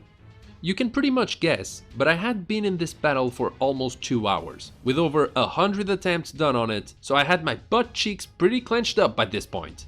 Even more so when this Magikarp decides to miss Struggle. Remember, 1 in 256 chances to do so, and Magikarp decides to do it here. Thankfully, like I said, Rhydon was my friend and doesn't use Stomp even once, and I'm finally able to defeat Giovanni. Now, this is just a side note of this battle. I was really unsatisfied because I was unable to go through a few battles and I had to use BFM to go through, but I was determined to get through this one without it. I just had to. This could have taken minutes, hours, maybe even days or weeks, but I wouldn't have stopped until I won. All because of Rhydon. It was the one Pokemon that most relied on RNG so far. Because of its high HP and the fact Magikarp doesn't do much damage to it with Struggle, that would mean Rhydon would have many turns to defeat me, which I won't lie, it did, more than a few times. Not only that, but Dugtrio could have used Sand Attack, Nidoqueen could have paralyzed me, and both Nidoqueen and Nidoking could have poisoned me. Any one of those moves would have dictated the end of this attempt, but none of those happened. There's kind of a funny side note though. It wasn't funny at the time. This was actually the second time I beat Giovanni, because just a few attempts earlier I had beaten Rhydon already, and I was feeling really good. However, Magikarp must have rubbed off on me, because I completely forgot to heal, and not only that, I didn't save. So I went into the battle with the trainer I left behind in Viridian Forest, and I kinda lost to a Weedle? Needless to say, I froze for a while. I couldn't believe what just happened, but I got back on that horse and decided to ride on to victory once again. Back to our run though. As you might have guessed, the fact I headed to Viridian Forest after Giovanni was to train. I had two options. Either train in the Pokemon Mansion or go around the entire region and defeat every single trainer. If you guessed I chose to waste a couple hours of my life beating trainers all around Kanto, you'd be right, congrats. I lose once in the entirety of this. And not because the opponent was strong, but because I forgot to heal and ran out of Dragon Rage. Even though I tried depleting Splash to defeat Meowth with struggle, I couldn't make it on time. By the time I finished going around the map, I was level 85. There was now no other way for me to train than head into the Pokemon Mansion. I only trained for about an hour though, as I had collected 10 out of 11 rare candies obtainable at this point in the game, the last one being in the SSN, but due to the experience route I set up, I couldn't collect it without entering a battle. With those rare candies, I leveled up to 100. All my EVs were maxed, so I could use them without having to worry about it. We're now ready for the last big obstacles. A rival battle, the Elite Four, and the rival champion. For the first time, Eric sports a team of 6 Pokemon. A Pidgeot, a Rhyhorn, a Gyarados, a Growlithe, an Alakazam, and of course, Venusaur. I reach Venusaur on my very first attempt. Granted, my level is way above all of the rivals' Pokemon, but still, I'm kind of amazed I managed to get here. However, I quickly notice that there's going to be a huge problem in this battle. If I don't miss at all, I can only reach up to Alakazam while still retaining 1 use of Dragon Rage. That would mean that I would have to struggle my way through both Alakazam and Venusaur to win. For that to happen, I would need Rhyhorn, Gyarados and Growlithe to lower my defense as much as possible, so I'd be able to have a high enough attack stat to actually stand a chance. Well, close to 50 attempts later, this happened. Pidgeot is the least of our worries right now, and it goes for quick attack on the first turn, then agility, and finally wing attack, only damaging us for 20 HP. We move on to Rhyhorn. Horn Drill, Tail Whip, which thankfully connects, and then Eric reaches for a potion. But it's not enough to make me use an extra Dragon Rage, so we're all good. We're currently at -1 defense. Note that the maximum a stat can be increased or decreased through the use of a move or item is 6 stages. Gyarados comes up and goes for Bite twice in a row. A bit unfortunate, but it goes for Leer in the end, so we can work with that. -2, we're getting there. The 4th Pokemon is Growlithe, and it goes for Leer, then Agility. It kinda sucks, but at least now my defense is at -3 and it didn't deal any damage to me. Alakazam is next, and it starts with Psybeam. But because our defense has been lowered 3 times, our badge boost applied 3 times to our stats, including special, so it doesn't do much damage. Thanks as well to our buffed attack stat, we immediately destroy it on turn 2 with struggle. Last but not least, Venusaur, and we have 117 HP to work with. I'm praying for it to use Poison Powder or Growth right now, but the AI gets smarter as the game progresses. I won't get into much detail for this, but I'll leave a link in the description with the other ones so you can read up more about this. Basically, as you progress through the game, the NPC's AI go through a change in tier, and by the point you reach the end game, NPCs will tend to use moves that are super effective against your Pokemon and avoid those that aren't very effective. In this case, Venusaur knows Poison Powder, Growth, Vine Whip and Razor Leaf, so it's more prone to use these last 2, with Vine Whip being the least deadly. Well, I go for Struggle, only deal just about half of Venusaur's health in damage, and I get hit with Vine Whip. But that's when the badge boost comes in clutch, as I'm able to tank that like a boss, then hit with a critical hit with Struggle, and win with just 14 HP remaining. If that had been Razor Leaf, or even if Vine Whip had been a critical hit, I'd be done for. Another battle done. I can head to the Elite Four now, but not before destroying Moltres, of course. And if you have to ask, yes, I defeated Articuno and Zapdos as well. As I reach the plateau, I can't forget about 2 very important things. First, I need to deposit all Pokemon except Magikarp in the PC. I won't need to have them around anymore, as there's no need to use any of the HMs. The second thing I need is the Old Rod. Why? Well, I could just go back to Viridian Forest and deplete Splash, but there's no point in doing that. I can instead just bring my Old Rod and use it in Lorelei's room. That's right, Pokemon can be fished here, and thanks to that, I can dispose of every Splash before tackling the next battle. Or struggling, I guess. Here's Lorelei's roster. She has a Dugong, a Cloyster, a Slowbro, a Jinx, and a Lapras. As soon as the battle starts, I immediately know this battle is going to be tough. Remember when I talked about rest? This is the battle. Dugong knows rest, and normally, because it knows 3 other moves, it wouldn't be a problem. But remember what I said just a couple minutes ago about the AI? Yeah, Dugong will never use Aurora Beam. That means it will only use Rest, Takedown and Growl. Of these three, the worst is rest. Or the rest is worst. I don't even know at this point. Not only does it heal Dugong, the sleep ailment only ever lasts 2 turns, so I'm never able to defeat it before it wakes up. Between Takedown and Growl, I'd much rather Dugong uses Takedown. That's because while Growl increases all of my stats with the badge boost, attack is lowered. And trust me, I'll need that for when I reach Jinx and Lapras, as in the best case scenario, I'll have to use 5 Dragon Rage on Dugong, 4 on Cloyster, 5 on Slowbro, and as such, 2 would remain for Jinx. And while it's not enough to defeat it, at least I'm not losing as much HP by attacking with struggle. My first attempt goes horribly wrong, as Dugong uses Rest over and over. And by the point I reach Cloyster, I'm fresh out of Dragon Rage, so there's no way I'm getting through this. My second attempt isn't much better, but I do manage to get all the way to Lapras. On 40 HP, but I get there. My first and only hit is a crit, and that drains my whole 40 HP away. And I noticed that wasn't even half of Lapras's health bar. That would mean that at the very least, I would need to reach Lapras with close to 100 HP if I had any hope to defeat it at all. Here starts the grind. And it wasn't just a little either. When I tell you I didn't want to use BFM, I really didn't want to use it. But for the sake of the video... you thought I was gonna say I used it, didn't you? Well, I didn't. I shiny hunted the heck out of this battle, and I finally broke through. It took me nearly 8 hours of real time and just under 1,000 attempts to make it, but it happened.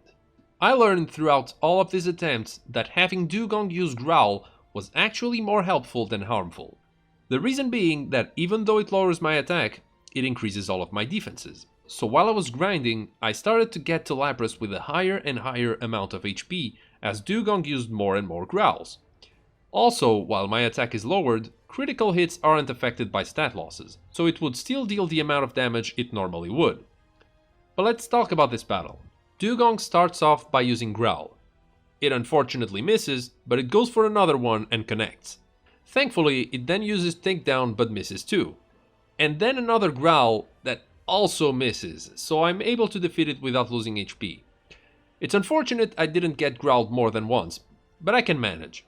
Lorelei's Cloyster will never use the moves Clamp and Aurora Beam, so it only uses either Supersonic or Spike Cannon.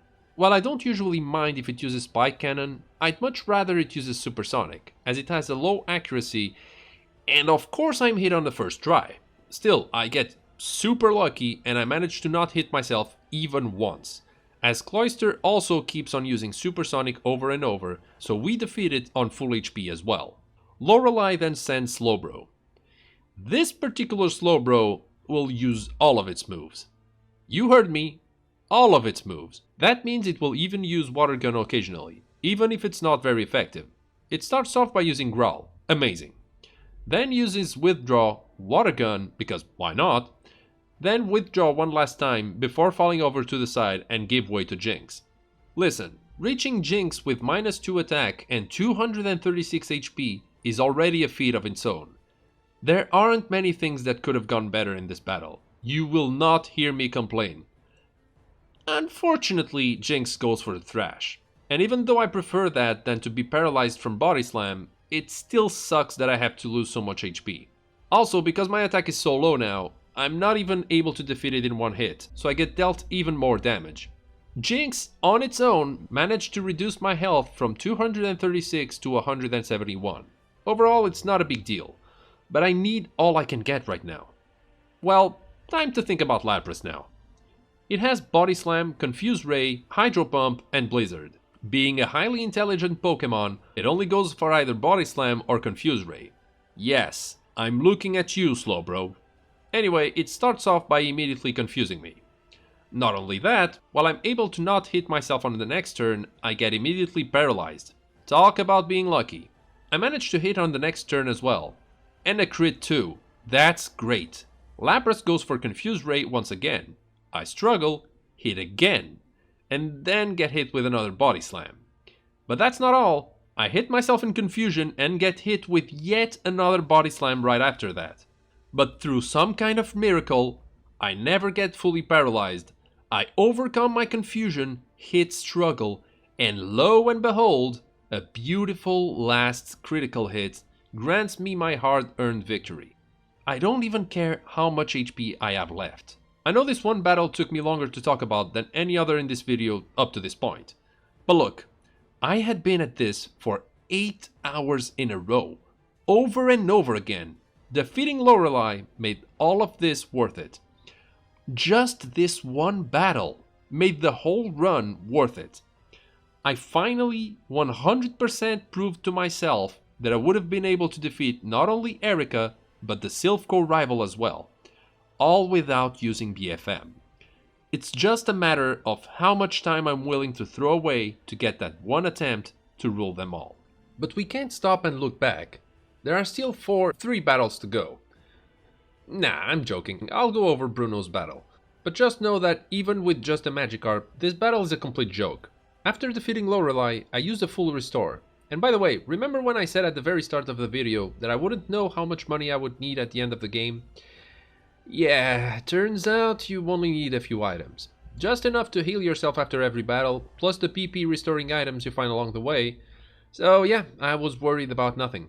Lesson learned. Anyway, I use a max ether on Dragon Rage. We don't want Splash here. Bruno has an Onix, a Hitmonchan, a Hitmonlee, a second Onix, and then a Machamp. None of them are a threat to Magikarp.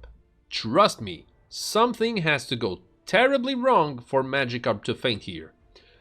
Bruno goes for a next defend on the first turn.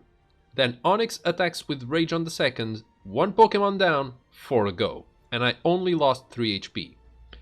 Hitmonchan is next. It first goes for Thunder Punch, and that could be troublesome, but Bruno just forgets the fact that Thunder Punch is effective and just uses 2 X-Defend on his Hitmonchan. With 2 Pokemon down, we then spar with Hitmonlee. I get the feeling Bruno really loves going pockets deep into X-Defend, as it uses 2 more on Hitmonlee, then asks it to use Focus Energy? Yeah, you know what, sure. The second Onix is sent, and this one actually attacks with Rage twice. Well done, Onix, good for you. We reach Machamp with 208 HP left. Bruno uses yet another X-Defend, then Machamp uses Submission. That has to be the most powerful move of this entire battle. I do eventually run out of Dragon Rage, so I'm forced to struggle. And although I don't defeat it immediately, Machamp helps me by lowering my defense, which in turn increases my attack. I'm still unable to defeat it on the next turn, but Bruno is completely out of it and uses an X-Defend, granting me the victory. I never thought I'd be saying X-Defend so much on this video. Then again, I've said Dragon Rage 69 times, including this one since the start of the video. Moving on. Next is Agatha. And if you're thinking this is where the run ends and that I've clickbaited you into coming to this video just to see me stop here, I'm not done yet. Agatha has 3 Ghost-type Pokemon, one of which is the last one. Now of course, this would mean that by the point I reach it, Dragon Rage is over. So how am I going to do this? Well, after Bruno, we heal up, then use an Ether on Dragon Rage, and an Elixir. You heard me right, I used an item to restore 10 PP to all my moves. This is where a gimmick rarely seen in this game comes into play. Pokemon switching. Agatha is only one of 3 NPCs in the entire game that can switch out Pokemon. Her battle AI goes as follows. Every turn, the game checks for a random bite. That bite can range from 0 to 255. If that bite is lower than 20, Agatha will switch whatever Pokemon she has for the next one. And in the case the bite ends up being lower than 20 again, she will switch back to the previous Pokemon. In no occasion, to my knowledge, does she switch to a random Pokemon. It's either to the next or to the previous if it's still alive. This means that every turn there is a 21 out of 256 chance that she will switch her Pokemon, or about an 8% chance on any given turn that she does it. Also, and this part is worse, Agatha will have a 128 out of 256 chance to use a Super Potion every time one of her active Pokemon hits 1/4 HP, or a 50% chance. Trust me, it's bad. She loves her potions. Even though she'll only use 2 per Pokemon, again, to my knowledge, I can't afford to have her even use one of them. For the following reason. Agatha has 5 Pokemon. A Gengar, a Golbat, a Haunter, an Arbok, and a second, stronger Gengar. All her Ghost-type Pokemon faint after 4 Dragon Rage uses. That means that 4 remains. Except there's a problem. If I could choose between Arbok and Golbat on who I would rather use Dragon Rage on, my choice would obviously be Arbok. Let's compare both Pokemon. Golbat has Supersonic, Confuse Ray, Wing Attack, and Haze. Arbok, on the other hand, has Bite, Glare, Screech, and Acid. I would have a much better time defeating Arbok with Dragon Rage and Golbat with Struggle, as any stat debuff or ailment Glare, Screech, or Acid may cause can be nullified by having Golbat use Haze. Anyway, here's how I tackled this battle. I would use Dragon Rage on Gengar, the same on Golbat and her Haunter, then I would proc Agatha to switch from Arbok to Gengar by using Splash, and once that happens, I use Dragon Rage, defeat it, and use all my remaining Splash on Arbok, hoping it won't obliterate me, and defeat it with Struggle. On one attempt, I was able to get all the way to Arbok with 211 HP left. This would have been the optimal run to win this battle. If Agatha just switched to Gengar, I could defeat it, then splash away and struggle. Right? Well, first off, I only had 2 Dragon Rage left, so I never would have been able to defeat Gengar. But also, Arbok just destroys me. Look, it pains me to say this, but after over 500 attempts, I decided to call it quits. I know, I could have gone another 500, maybe even more, but I barely even got to defeat her Gengar and go back to Arbok. With enough tries, I know I would have been able to get it, but if I wanted to make this video, I would have to take my loss and BFM for now. I won't explain how this battle went, it's the one you're seeing, but I sped up the footage. The reason for that is that by now, you're already aware of how this trick works. I take the best outcome of a turn and go to the next one, rinse and repeat until I win. Back to our run. There are still 2 more battles to go through, and I was already predicting what was about to happen. For Lance, I only need to heal up and use a Max Ether on Dragon Rage. Ready or not, here we go. Lance starts with a Gyarados, then 2 Dragonair, an Aerodactyl, and last but not least, a Dragonite. The premise of this battle is actually quite simple. All I need for this to be a successful run is for Gyarados to use Leer as much as possible, which increases all of my stats with badge boost except for defense. The 2 Dragonair are required to use Agility. It does increase their speed, but it's otherwise pretty useless. Now Aerodactyl is a bit of a troublemaker. It has Supersonic, Takedown, Bite, and Hyper Beam.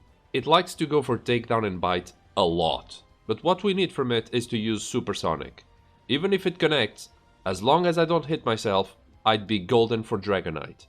Dragonite has Agility, Slam, Barrier, and Hyper Beam, and while it does like to go for Hyper Beam on turn 1, it loves using Agility and Barrier. So on an ideal run, I would need Gyarados to lower my defense as much as possible, the 2 Dragonair to spam Agility, Aerodactyl to let me struggle it, and same with Dragonite. Except you can probably guess by what I said before the battle, things don't turn out that way. Not long after starting the grind, I managed to reach Aerodactyl with 100 HP. I struggle and crit, but because Aerodactyl's base defense stat is a decent 65 and it's also part rock type, I can't do much damage to it. It counters with Bite. I struggle again, leaving it at half HP, but get hit with a Hyper Beam and this attempt is over. I know it would have been over anyway, but at this point I'm still getting a feel for the battle, trying to make my way to Dragonite, so any run is a valid run. This situation repeats itself a couple times over the attempts. On this one, I even managed to reach Aerodactyl with 3 uses of Dragon Rage left. It misses Supersonic twice in a row and then hits me with a Hyper Beam. Remember that I said Agatha likes to use Super Potions? Well, 50% of the time, Lance will use a Hyper Potion if its active Pokemon gets under a fifth of its health. This is unfortunately what happens here, so I take another L. You can probably already tell, I've been on this battle for hours, and I've given this another fair try, but I end up using BFM again. This battle is doable.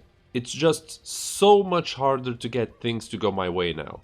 I didn't go through the entirety of the footage, just like Agatha's video, but I'm not even sure I ever got to Dragonite even once in over 400 attempts. And just like Agatha's battle, I'm already showing you the result of that battle using BFM.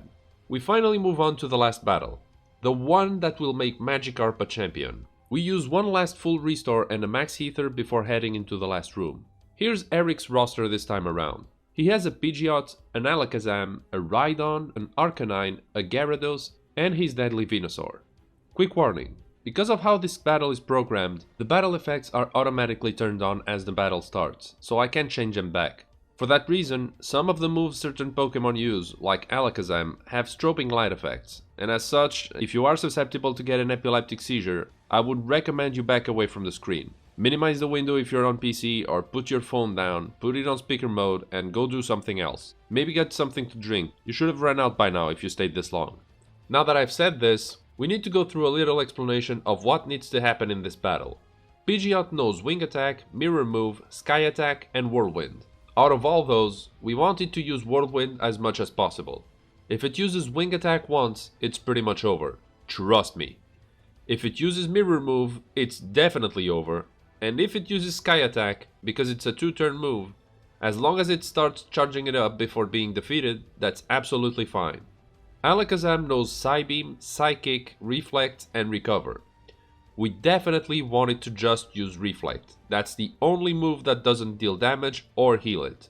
Rhydon knows Leer, Tail Whip, Fury Attack, and Horn Drill. It is by far the least dangerous Pokemon of the bunch. Anything other than Fury Attack is absolutely fine, but we'll take any stat reducing moves as we can get.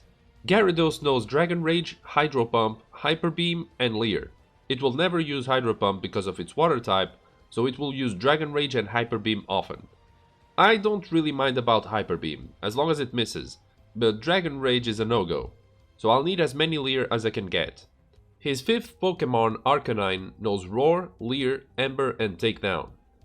It will never use Ember, again because of the fire type, so it's more prone to use Takedown, but it doesn't like to use it that much, which is good for us. Finally, Venusaur. This one is bad. It knows Growth, Mega Drain, Razor Leaf, and Solar Beam. Out of those 4, it will always prioritize using a super effective move. And would you look at that? Not only are those 3 moves super effective, only Razor Leaf has a 1 in 20 chances to miss, while Solar Beam and Mega Drain each have a 0.4 chance of doing so.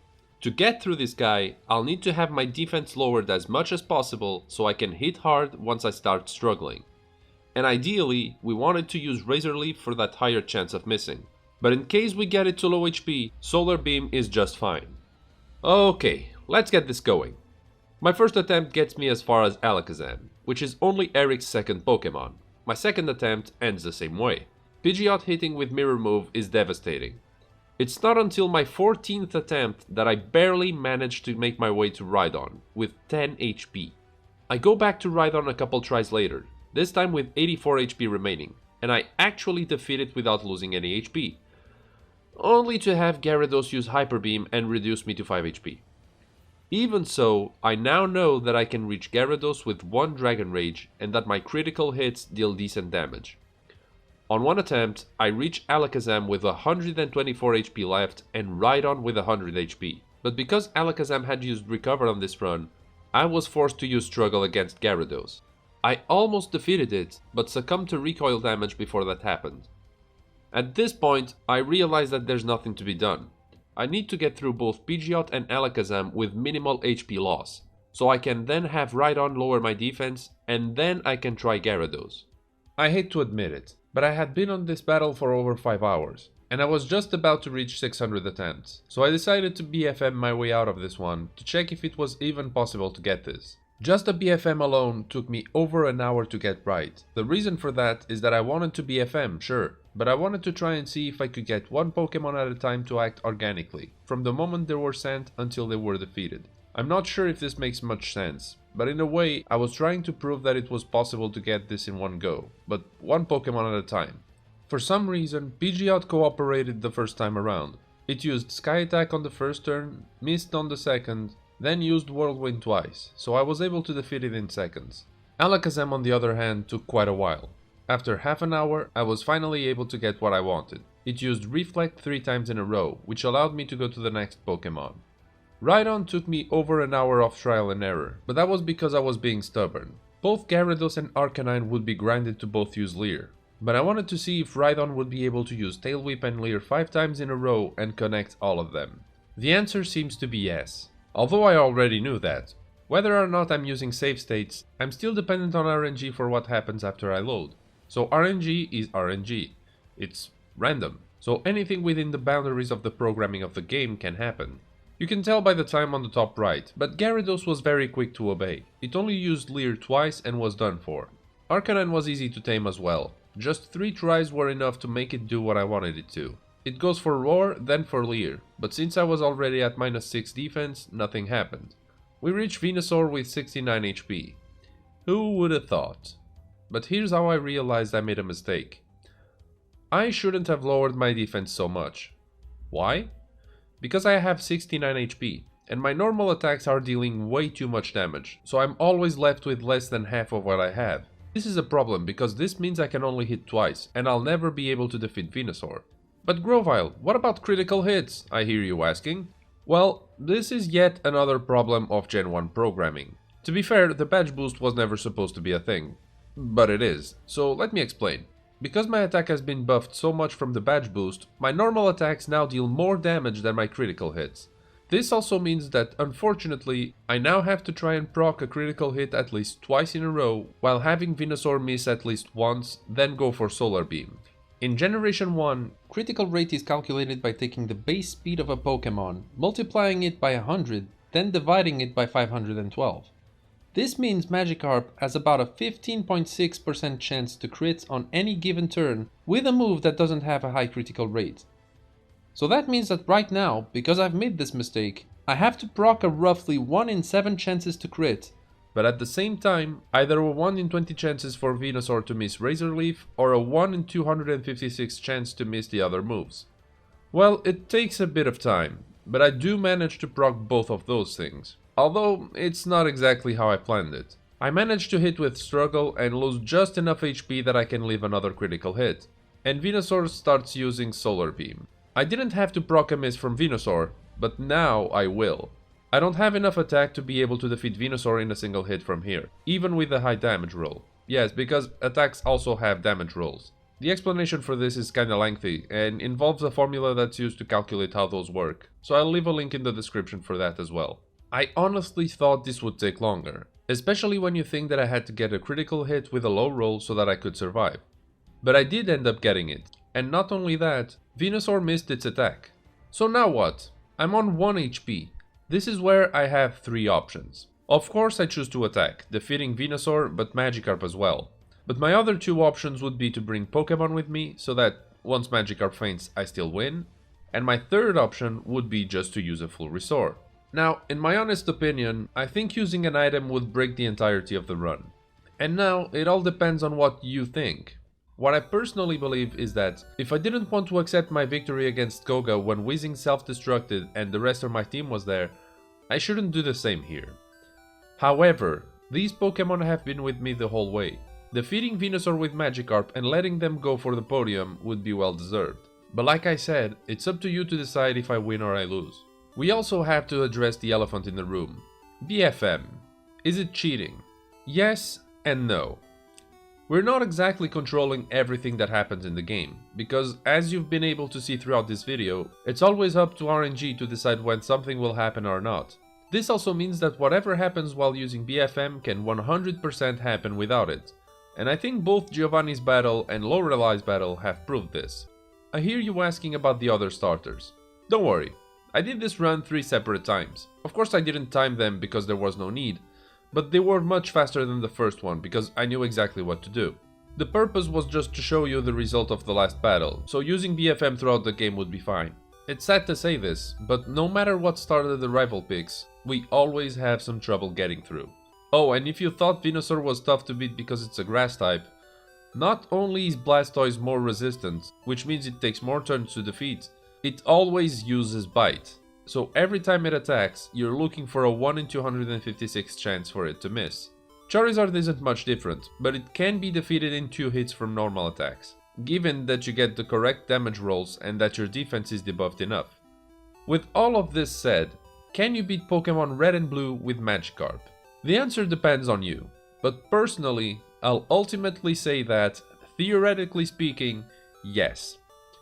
Don't get me wrong, some battles are pretty much shiny hunts, with some of them being even worse than that given the amount of luck involved. Just to get an idea, if in any battle you require the opponent to miss a move with 100 accuracy twice in a row, you're looking at a 1 in 65,536 chance of that happening, so about 8 times less likely than encountering a full odds shiny Pokemon. Adding to that everything must go right during the whole battle, and you're looking at a much larger number. Now, realistically speaking, again, it is 100% doable, even if the odds of succeeding in one of these battles is 0.00001%. The possibility still exists, it's just not advisable for anyone to try. I will someday grind those battles that I had to BFM through, but I don't think I'm up for it right now. I'm going to take a small break from Gen 1 games. Magikarp drained me. I would end the video here, but if you've seen the time of the video, you're probably wondering where this is going. If for some reason you're one of those 30 lucky players that got access to this very rare Magikarp, I wonder if you've evolved it or kept it in a box somewhere as a Magikarp. And that thought gave me an idea. To give you some context, we have to go back to Cinnabar Island. Remember when I trained all the way to level 90, then fed rare candies to Magikarp? Well, I had a thought while I was recording the run, and for that reason, I made a backup of a save in Cinnabar at level 99. What I want to answer is, what if I evolved Magikarp from level 99 to 100 and tried these last battles? A quick side note, if you're not interested on how this plays out, it's absolutely fine. This is pretty much as far as Magikarp stuff will go, but if you're anything like me and you need to know, stick around. It won't be much longer anyway. I'll only speak of the battles, so I won't expand too much here. First off, after evolving, there's the rival battle before Victory Road. And let's just say this before starting. The difference in Gyarados' stats is staggering. In comparison to Magikarp, Gyarados gets a huge 150 max HP boost, a crazy 230 attack boost, a very decent 48 boost for its defense stat, a very good increase of 160 points in its special stat, and finally, just 2 points in speed. But considering how much the rest of the stats skyrocket, I'm not even concerned. The first battle goes as anyone could expect with this difference in stats. Gyarados easily dominates the battle, there's no Pokemon strong enough to face it. Next up is Lorelei. Because the rival battle was so easy, I decided to go full attack mode, so I don't even worry if Dugong goes for rest, or that Lorelei uses super potions for that matter. I reach Lapras with more than half of my HP. This should be easy, and while I do a huge chunk of damage to it on the first turn, I get immediately paralyzed from a body slam. Adding to that, on the very next turn, because I'm now slower than Lapras due to my stat ailment, I get confused and hit myself. But that's not all. I get fully paralyzed on the next turn and get hit with yet another body slam. I'm however thankfully able to finally get one hit in, defeating Lapras but leaving me with just 14 HP out of the 217 I had when it was sent. Do I skip Bruno? Nah, you deserve to know just how much of a joke this is. Even though his Hitmonchan hits me 3 times, I'm able to reach Machamp while having lost just 66 HP. Not only that, I lose 50 HP total in recoil. This means that I was almost able to deal more damage to myself than an entire team of Pokemon. This is truly laughable. I wonder how this guy keeps his job on Generation 2. I'm pretty sure he's good friends with highly placed people. It has to be. But enough with jokes, we need to face Agatha now. As you know, this isn't an easy battle. So much so that I end up spending 8 hours of my life in a row trying this battle out. At the moment of recording this, I hadn't thought of that second strategy that involves trying to have Agatha switching out Golbat over and over, so I was trying the other way. This is also where I kind of changed my mind about the whole thing of bringing other Pokemon along. In 8 hours of grinding, I was only able to defeat Arbok twice after defeating Gengar. I did a very high number of attempts on this. If I had brought other Pokemon with me, I would have taken the dub, but since I didn't, I ended up using BFM for this battle. But there's a quick side note. Yeah, I know I do a lot of those. This here is written after the script was done. I wasn't satisfied with this battle, so I went back and tried it again, but with the new strategy. And I did figure something new midway through my attempts. It's way worse to have to go through 10 PP splash on Golbat and hope that an 8% chance to switch Pokemon happens 3 times in a single battle. Not only that, Golbat likes to confuse me a lot, and most of the attempts are lost because I hit myself over and over. For that reason, it's better to just use 5 splash PP on Golbat, hope it doesn't confuse me or that I don't hit myself much, defeat Gengar, Golbat and Haunter, then hope for Splash to proc Agatha to switch from Arbok to Gengar, defeat that one too, then use Splash until I struggle Arbok. On this very particular attempt, I reached Arbok with 4 uses of Dragon Rage and 4 of Splash. I managed to have Agatha switch over to Gengar, for her to switch right back. By this point, I had been trying for 2 hours already, and this was the furthest I got, so I got pretty mad to see that happening. Having Agatha switch twice in a row has about a 0.6% chance of happening, so you know how I'm feeling right now. After a while, I start getting the feeling that Agatha is just making fun of me. As I start this attempt, hit with Dragon Rage, she switches over to Golbat. I start spending 6 splashes. Miraculously, I don't get hit once by Supersonic, only for it to connect when I'm done. But that's not all. As soon as I want to start attacking Golbat, it confuses me. I hit myself on the next turn, and Agatha switches back to Gengar. That's still fine, it's still doable. If not for Gyarados to hit itself again, and Agatha switching again. But if you thought that was it gets much worse. I hit myself again, Golbat goes for Supersonic but misses, I attack with Dragon Rage, and Agatha switches again. And if you thought this was the last of it, this was literally the worst case of bad luck I got in all of these attempts. By this point, I'm just wondering what's going to happen, so I carry on. I attack Gengar, it hits me with Nightshade. I'm already past half health, but I don't care, I attack again. And of course, Agatha uses a super potion. I'm done. This battle is draining me. This only gets worse though. Remember that switching twice has a 0.6% chance of happening, while switching thrice has about a 0.05% chance of happening. But why does this matter? Because that's exactly what happens on this attempt. I'm sure Agatha used one of her Pokemon to cast a curse on me. I can't see another way. I know I said I wouldn't get into too much details on this battle, but this one battle almost deserves its own video. I might actually do one in the future to tell you just how ridiculously lucky you have to be to defeat her. But hey, did I tell you that I'm that lucky? Yeah, after close to 4 hours of attempts, just under 12 in total, I get this golden, beautiful, shiny attempt. Gengar confuses me on the very first turn, so I hit myself on the second. Thankfully, it goes for Dream Eater and I'm able to hit it again on the third turn. Agatha decides it's time for Gengar to rest and sends Golbat. I'm able to use Splash 5 times without hitting myself, and even though Golbat hits me once with Wing Attack, it doesn't do much damage, so it's fine. I hit Golbat twice, then hit myself, but Golbat is a good friend of mine, so it uses Haze to heal my confusion. Even though it confuses me back on the next turn, I'm able to defeat it without taking any more damage. Gengar comes back, and as soon as I hit it once, Agatha switches over to Haunter. Gyarados stops being confused and hits with Dragon Rage. We get hit with Nightshade right after, but if there's something I learned throughout my attempts, it's that I can theoretically reach Arbok with 100 to 120 HP left, and as long as it doesn't hit me and I hit it with struggle, I should be fine. I'm somehow able to defeat Haunter without getting hit once again, and without having Agatha use a super potion on it. If you knew just how many attempts died because she used a super potion. Gengar is back.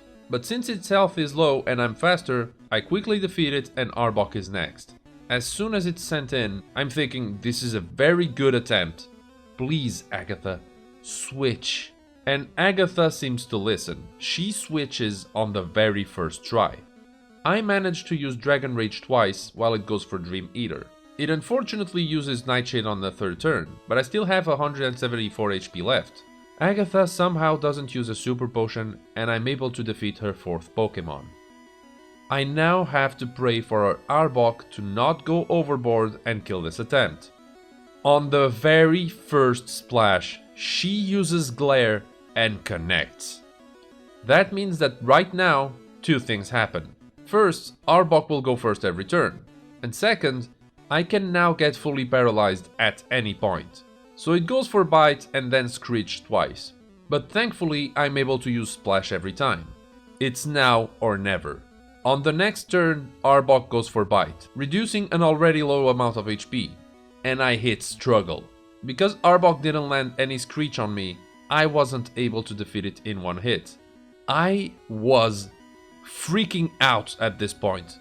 My health gets reduced to 77 thanks to Recoil. Arbok goes for Acid, reducing it even more, but then it happens. I hit a last Struggle, finally putting an end to this nightmare. I can't believe what just happened. I literally stopped for a good minute and just stared at the screen. Remember when I said that Lorelei's battle was the one that made me believe the whole run was possible? Forget that. This battle is the one. I know I'm using Gyarados, but this is all a matter of incredibly singular RNG. You can actually theoretically get an attempt where Agatha switches over and over. With Magikarp, as long as Agatha switches Pokemon or have her Pokemon use moves that don't damage you, and thankfully all her Pokemon have such moves, you could also get through if you're lucky enough. I'm sorry this took so long, but I just had to add my victory here. It feels like a huge weight off my shoulders, but we do need to move on. Now we battle Lance. One thing I noticed right out the gate is just how high my defenses are now, as a Hyper Beam from Gyarados is only able to deal around 40 damage to me, just about the same as Dragon Rage, so that's really good. My first attempt goes really wrong though, on the very first Pokemon, so I reset. On the second attempt, I get as far as Dragonite, dealing a big critical hit with Struggle, leaving it with just a slither of health left. But because my HP was really low, I end up wiping myself out. It literally only takes me 4 minutes to get this attempt. Gyarados uses Dragon Rage on the first turn, then goes for Leer once, twice, thrice. Unfortunately, only 2 connect, but that's alright, I can't afford to be losing too much health anyway. The first Dragonair goes for Hyper Beam, recharges on the next turn, then uses Dragon Rage. Quite unfortunate, but I keep going. The second Dragonair starts with Slam, and even though it's a critical hit, it doesn't deal much damage. It fails to connect the second Slam, but is successful on the next turn with Hyper Beam, leaving me at 209 HP for both Aerodactyl and Dragonite. The first of the two comes out and tries to confuse me with Supersonic on the first turn, but Gyarados is more of a Mario kind of guy and isn't swayed by those tactics. On the second turn, Aerodactyl goes for Hyper Beam. It's not great, but at least it gives me the opportunity I need to defeat it without taking another unnecessary hit. We reach Dragonite on 128 HP. We go for Struggle, dealing massive amounts of damage, and since Dragonite loves its barrier so much, I get a clear path to victory. This particular attempt wouldn't have been possible for Magikarp, as its defense is much lower and I would have gone down by the first or second Dragonair. With 31 HP remaining from Lance's Pokemon, we heal up and head for the very last battle. This one wasn't as easy as Lance though, as I was unable to get past his Gyarados on my very first try. About an hour in, I managed to get all the way to Venusaur and struggle for a critical hit, but I already had low HP, so it was a double KO. Because I only brought Gyarados with me, there's only one way out of this. I come very close to defeating Venusaur on this attempt. I go all the way to Eric's last Pokemon with 111 HP remaining. However, because Rhydon didn't boost me as much as I would have liked to, I am unable to defeat it in a single hit, so unfortunately I get hit with Razor Leaf. About an hour later, I get to Arcanine with 220 HP. Struggle, but again, because I wasn't buffed enough, I don't defeat this one in one hit. And unfortunately, instead of Roar or Leer, Eric decides to use a full restore. I go for Struggle again, this time Arcanine uses Roar. I then defeat it, and of course I crit Venusaur. If that full restore hadn't happened, I would have probably won here. On one attempt, I reach Venusaur with 91 HP. I go for Struggle, and although I don't defeat it, it starts charging Solar Beam. But because I was at 91 HP, it's not enough to defeat it and survive. But I'm sure I'm close. On the following attempt, I start reloading like crazy. I'm allowing myself to get hit of course, but for this to happen, I need to have minimal damage taken from Pidgeot. And dude, does it like going for Mirror Move and Sky Attack. For Alakazam, I needed to not only not reduce my health below 300, but also, if it ever decides to use Recover, I can accept it only if it uses at the very start. And that's for a very specific reason that I'll get to in a minute. Rhydon needs to use Leer and Tail Whip as much as Pokemonly possible, while avoiding Fury Attack at all costs. Gyarados has to miss Hyper Beam, use Dragon Rage, or in the best case scenario, use Leer. If all of that happens, I should be able to defeat Arcanine and Venusaur in a single hit. Well, after just under 2 hours, this happened. Pidgeot uses Whirlwind, Wing Attack, then Whirlwind again, and thankfully starts charging Sky Attack right before it's defeated. Alakazam is next, and on the first turn, it uses Recover. This is actually the best case scenario, because Recover heals for more than Dragon Rage does in damage, so if it used it in any other turn, I would need to use Dragon Rage twice to get back to where I was. It then goes for Psybeam, which is its least damaging move, so it's fine. On the next turn, it uses Reflect, but then goes back to Psybeam, this time with a critical hit. Thankfully, I'm still just over the 300 HP threshold. After defeating it, Rhydon comes along. I'm just praying for it to not use Fury Attack, as that would be another attempt lost. By some sort of miracle, Rhydon uses Leer, Tail Whip, Leer again, then misses Fury Attack, and finally uses another Leer. Note here that it did connect with all 4 stat reducing moves, which is beyond lucky. And now it's Gyarados time. This is where Alakazam using Recover on the first turn was crucial for this attempt. If it hadn't used it, I would be forced to use my last PP here, giving Gyarados a chance to ruin this attempt. But because Alakazam was a buddy and Rhydon gave me a +4 badge boost, I one-shot Gyarados, leaving me with 203 HP for both Arcanine and Venusaur. I just have to pray that they both don't have over 200 HP and I'll be fine. Arcanine goes down in one hit, reducing my HP to 105, which means it had 196 HP. I need Venusaur's HP to be under 210, but I also need to defeat it in a single hit to secure my victory. Well, my hit wasn't a critical hit, but a +4 badge boost made it possible to outright one-shot Venusaur and still leave me with 11 HP left. If I wasn't able to reach victory in every battle organically with Magikarp, Gyarados definitely made it possible. Now, of course, this raises many more questions, but those will be answered in the future, as I will be releasing more videos with challenges with both Magikarp and Gyarados. But one question can finally be put to rest. Is it possible to beat Pokemon Red and Blue using this event University Magikarp? Again, theoretically, yes. If you are one of those 30 lucky players that got Magikarp, it is, theoretically, legit possible to complete the game with just Magikarp. It would just take an absurd amount of time. The only battles where I think that it's next to impossible to achieve victory are Agatha, Lance, and the Champion, but all other battles are reasonably doable. Note that I'm not saying those 3 battles are impossible, because they're not, they're just extremely difficult to get. This is comparable to trying to fish in the resort area in Pokemon Platinum for a level 100 shiny Magikarp with a good nature and perfect IVs with full odds, so no shiny charm or any other shiny finding method. But I'll say this, if you were one of those 30 people that got this Pokemon, you could theoretically trade it to a freshly started file in another copy of Pokemon Red and Blue, make your way through the entire game, and then, if you really wanted to, you could evolve it into a Gyarados from level 99 to 100 to ensure it wouldn't learn any other move and proceed to beat the rest of the game. So yes, it is possible with both Magikarp and Gyarados. It's just much easier with Gyarados. I want to thank anyone who took the time to watch this big ass video. I know it was really big, but I just had to share the whole experience of it. I think there was so much to say, so much to explain, that it wouldn't feel good to cut this video in half to convey what I wanted to. I waited until this point to say this, but you probably knew I would say this at some point.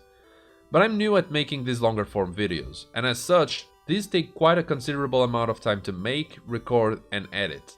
So if you like this video, please like and subscribe so you can help me out and help the algorithm by making this video go up in the recommended tab so more people are drawn here. Not only will that help the channel grow, it will also help me improve the channel as time passes. With all of this said, I'll leave you guys with a new outro and I'll see you guys on the next video. My name's Grovile. Thanks for watching.